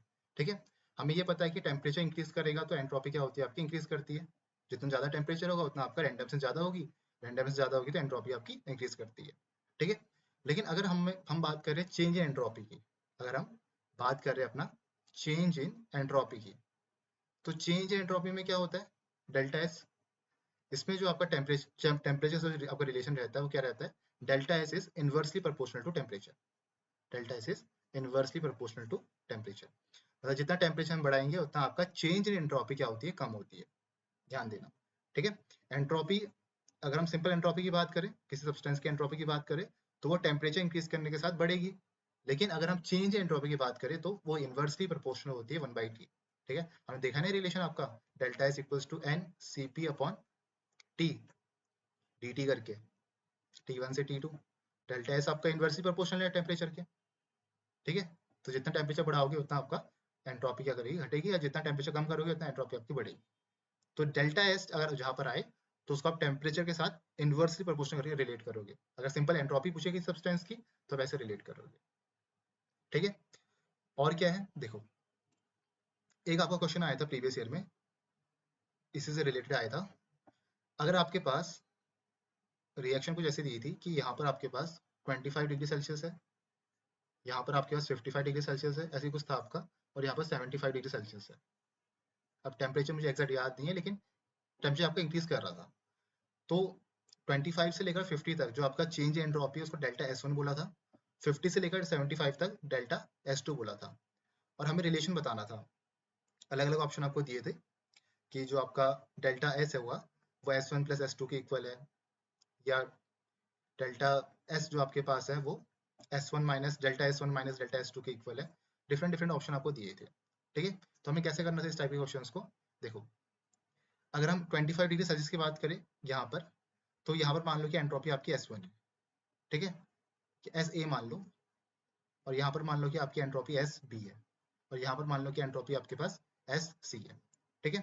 तो अगर मुझे फर्स्ट वाले की बात कर रहा हूँ 25 से 50 के लिए, अगर मुझे चेंज इन एंट्रोपी निकालना है तो मैं कैसे निकालूंगा, डेल्टा एस वन किसके इक्वल होगा, डेल्टा एस वन होगा आपका S B minus S A के, S B minus S A के। ठीक है। तो 25 से 50 डेल्टा एस वन दिया था, 50 से 75 डेल्टा एस टू दिया था, और 25 से 75 पूरा जो आपको दिया वो डेल्टा एस थ्री दिया था। और फिर पूछा था कि जो आपका डेल्टा एस थ्री है वो delta S one plus S two के इक्वल है, या ग्रेटर है, या स्मॉलर है, या delta S one minus delta S two है। तो ऐसे आपके डिफरेंट डिफरेंट ऑप्शन थे। तो हम क्या कर रहे हैं यहाँ पर, मैंने क्या करा, अलग अलग इसके एंट्रोपी ले ली, एस ए, एस बी और एस सी के। तो डेल्टा एस वन किसके इक्वल आएगा, S B minus S A के, और डेल्टा एस टू किसके इक्वल आएगा, ये आएगा आपके पास S C minus S B के। ठीक है। तो अगर मुझे डेल्टा एस थ्री निकालना है तो मैं कैसे निकालूंगा, अगर मुझे निकालना है अपना डेल्टा एस थ्री तो मैं कैसे निकालूंगा, देखो डेल्टा एस थ्री किसके इक्वल आएगा, यहाँ पर एस ए है, यहाँ पर एस सी है। हमें पता है कि एंट्रोपी आपका एक स्टेट फंक्शन है, तो S C minus S A कर देंगे, S C minus S A करेंगे जैसे हमने यहाँ पर किया था। ठीक है। अभी कैसे आएगा आपका, देखो अगर हम डेल्टा एस थ्री को delta S one plus delta S two कर दूं, delta S one plus delta S two अगर मैं करूं, तो डेल्टा एस वन कितना है आपके पास, S B minus S A है, और डेल्टा एस टू कितना है आपके पास, S C minus S B है। ये चीज है आपके पास यहाँ पर S B minus S A, और ये कितना आपके पास S C minus S B. ठीक है। तो क्या है आपका, एस बी से minus S B cancel out हो गया, क्या बचा, एस सी माइनस एस ए बचा। और ये किसके इक्वल है आपके पास, डेल्टा एस थ्री के इक्वल है, डेल्टा एस थ्री के इक्वल है। तो यहाँ पर क्या है आपके पास, डेल्टा एस थ्री किसके इक्वल आ गया, delta S one plus delta S two. मतलब यहाँ से क्या हमें पता चल रहा है कि जो आपके पास 25 से डायरेक्ट जो आपका 75 बन रहा है, 25 से 25 डिग्री से टू 75 डिग्री सेल्सियस जो आपकी ये है, इसमें जो आपकी चेंजिंग एंट्रोपी है किसके इक्वल है, the sum of delta S one plus delta S two. तो स्टेट फंक्शन है तो इसको हम ऐड कर सकते हैं, delta S three equals to delta S one plus delta S two. तो इस तरीके से हमको करना होता है। फिर साथ में एक और क्वेश्चन पूछा था आपसे कि टेम्परेचर के साथ कैसे वो रिलेट कर रहा है, टेम्परेचर के साथ वो कैसे रिलेट कर रहा है, हमें ये बताना था कि किसका आपका जो डेल्टा एस है वो आपका ज्यादा होगा। तो हम कैसे बताएंगे, देखो जहां पर आपका टेम्परेचर ज्यादा होगा वहां पर एंट्रोपी कम होगी, जहां पर टेम्परेचर ज्यादा होगा वहां पर आपका चेंज इन एंट्रोपी क्या होगी, वो कम होगी। तो यहाँ पर चेंज पूछा था, देखो डेल्टा डेल्टा है ना सब जगह, तो चेंज इन एंट्रोपी से आपका रिलेशन वहां पर बताना था आपको। तो ऐसे आपको करना था, तो इस बात का भी आपको ध्यान रखना है। ठीक है। नेक्स्ट हम बात करते हैं रेफ्रिजरेटर की। 2-3 आपके माइनर टॉपिक्स बच गए, इसको हम देख लेते हैं, कभी कभी क्वेश्चन यहाँ से भी आ जाते हैं। नेक्स्ट हम बात करते हैं रेफ्रिजरेटर की। रेफ्रिजरेटर, ठीक है, तो इसमें भी 2-3 इंपॉर्टेंट फॉर्मूलेज है। देखो जो आपका रेफ्रिजरेटर होता है ये आपका अपोजिट होता है कार्नोट इंजन का। जो इसकी एफिशिएंसी है उसको हम बीटा से दिखाते हैं। ये आपका कोफिशिएंट ऑफ परफॉर्मेंस को डिनोट करता है। Coefficient of performance, coefficient of performance ये आपका डिनोट करता है। किसके इक्वल होता है ये? जैसे हमने देखा था ना, आपका कार्नोट में क्या होता है, आउटपुट अपॉन इनपुट होता है, ठीक है, और आउटपुट में क्या मिलता है आपको, वर्क मिलता है। वर्क डन, कितना वर्क हो रखा है वो आपको मिलता है वहां पर। यहाँ पर क्या मिलता है आपको, आउटपुट में हीट मिलता है। आउटपुट में आपको हीट मिलता है, और इनपुट में क्या आपको वर्क यहाँ पर इनपुट होता है। वर्क आपके पास यहाँ पर इनपुट होता है, और हीट क्या होता है आपके पास, आउटपुट होता है। ठीक है, हीट क्या आपके पास Q है, वर्क क्या है आपका W है। इसका हम मॉडल लेते हैं, मॉड्यूल्स, और इसको हम टेम्परेचर से रिलेट करेंगे तो क्या होता है, TC upon TH minus TC। ठीक है, TC आपका कोल्ड के लिए हो गया, और आपका TH किसके लिए हो गया, हॉट के लिए हो गया, हॉट एंड कोल्ड के लिए हो गया। ठीक है, तो इस बात आपको ध्यान रखना है। तो यहाँ से हम क्या निकाल सकते हैं, वर्क डन अपना निकाल सकते हैं। अगर हमें वर्क डन निकालना है तो क्या करोगे आप, इससे आप रिलेट कर दो इक्वेशन को, क्या आ जाएगा, Q TH minus TC upon पे TC। तो यहाँ से आप वर्क डन अपना निकाल सकते हो। ठीक है, ये आपका रहता है W equals to Q TH minus TC। ठीक, ये थे आपके सब केमिकल थर्मोडायनेमिक्स के इंपॉर्टेंट फॉर्मूलेस। नेक्स्ट वीडियो पे हम दूसरे चैप्टर्स जो आपकी फिजिकल केमिस्ट्री के है उसको हम, उसके वो इंपॉर्टेंट फॉर्मूलेस को हम देखेंगे वन शॉट में। Hope you like this video, मिलते हैं नेक्स्ट वीडियो पे। Thank you for watching this video.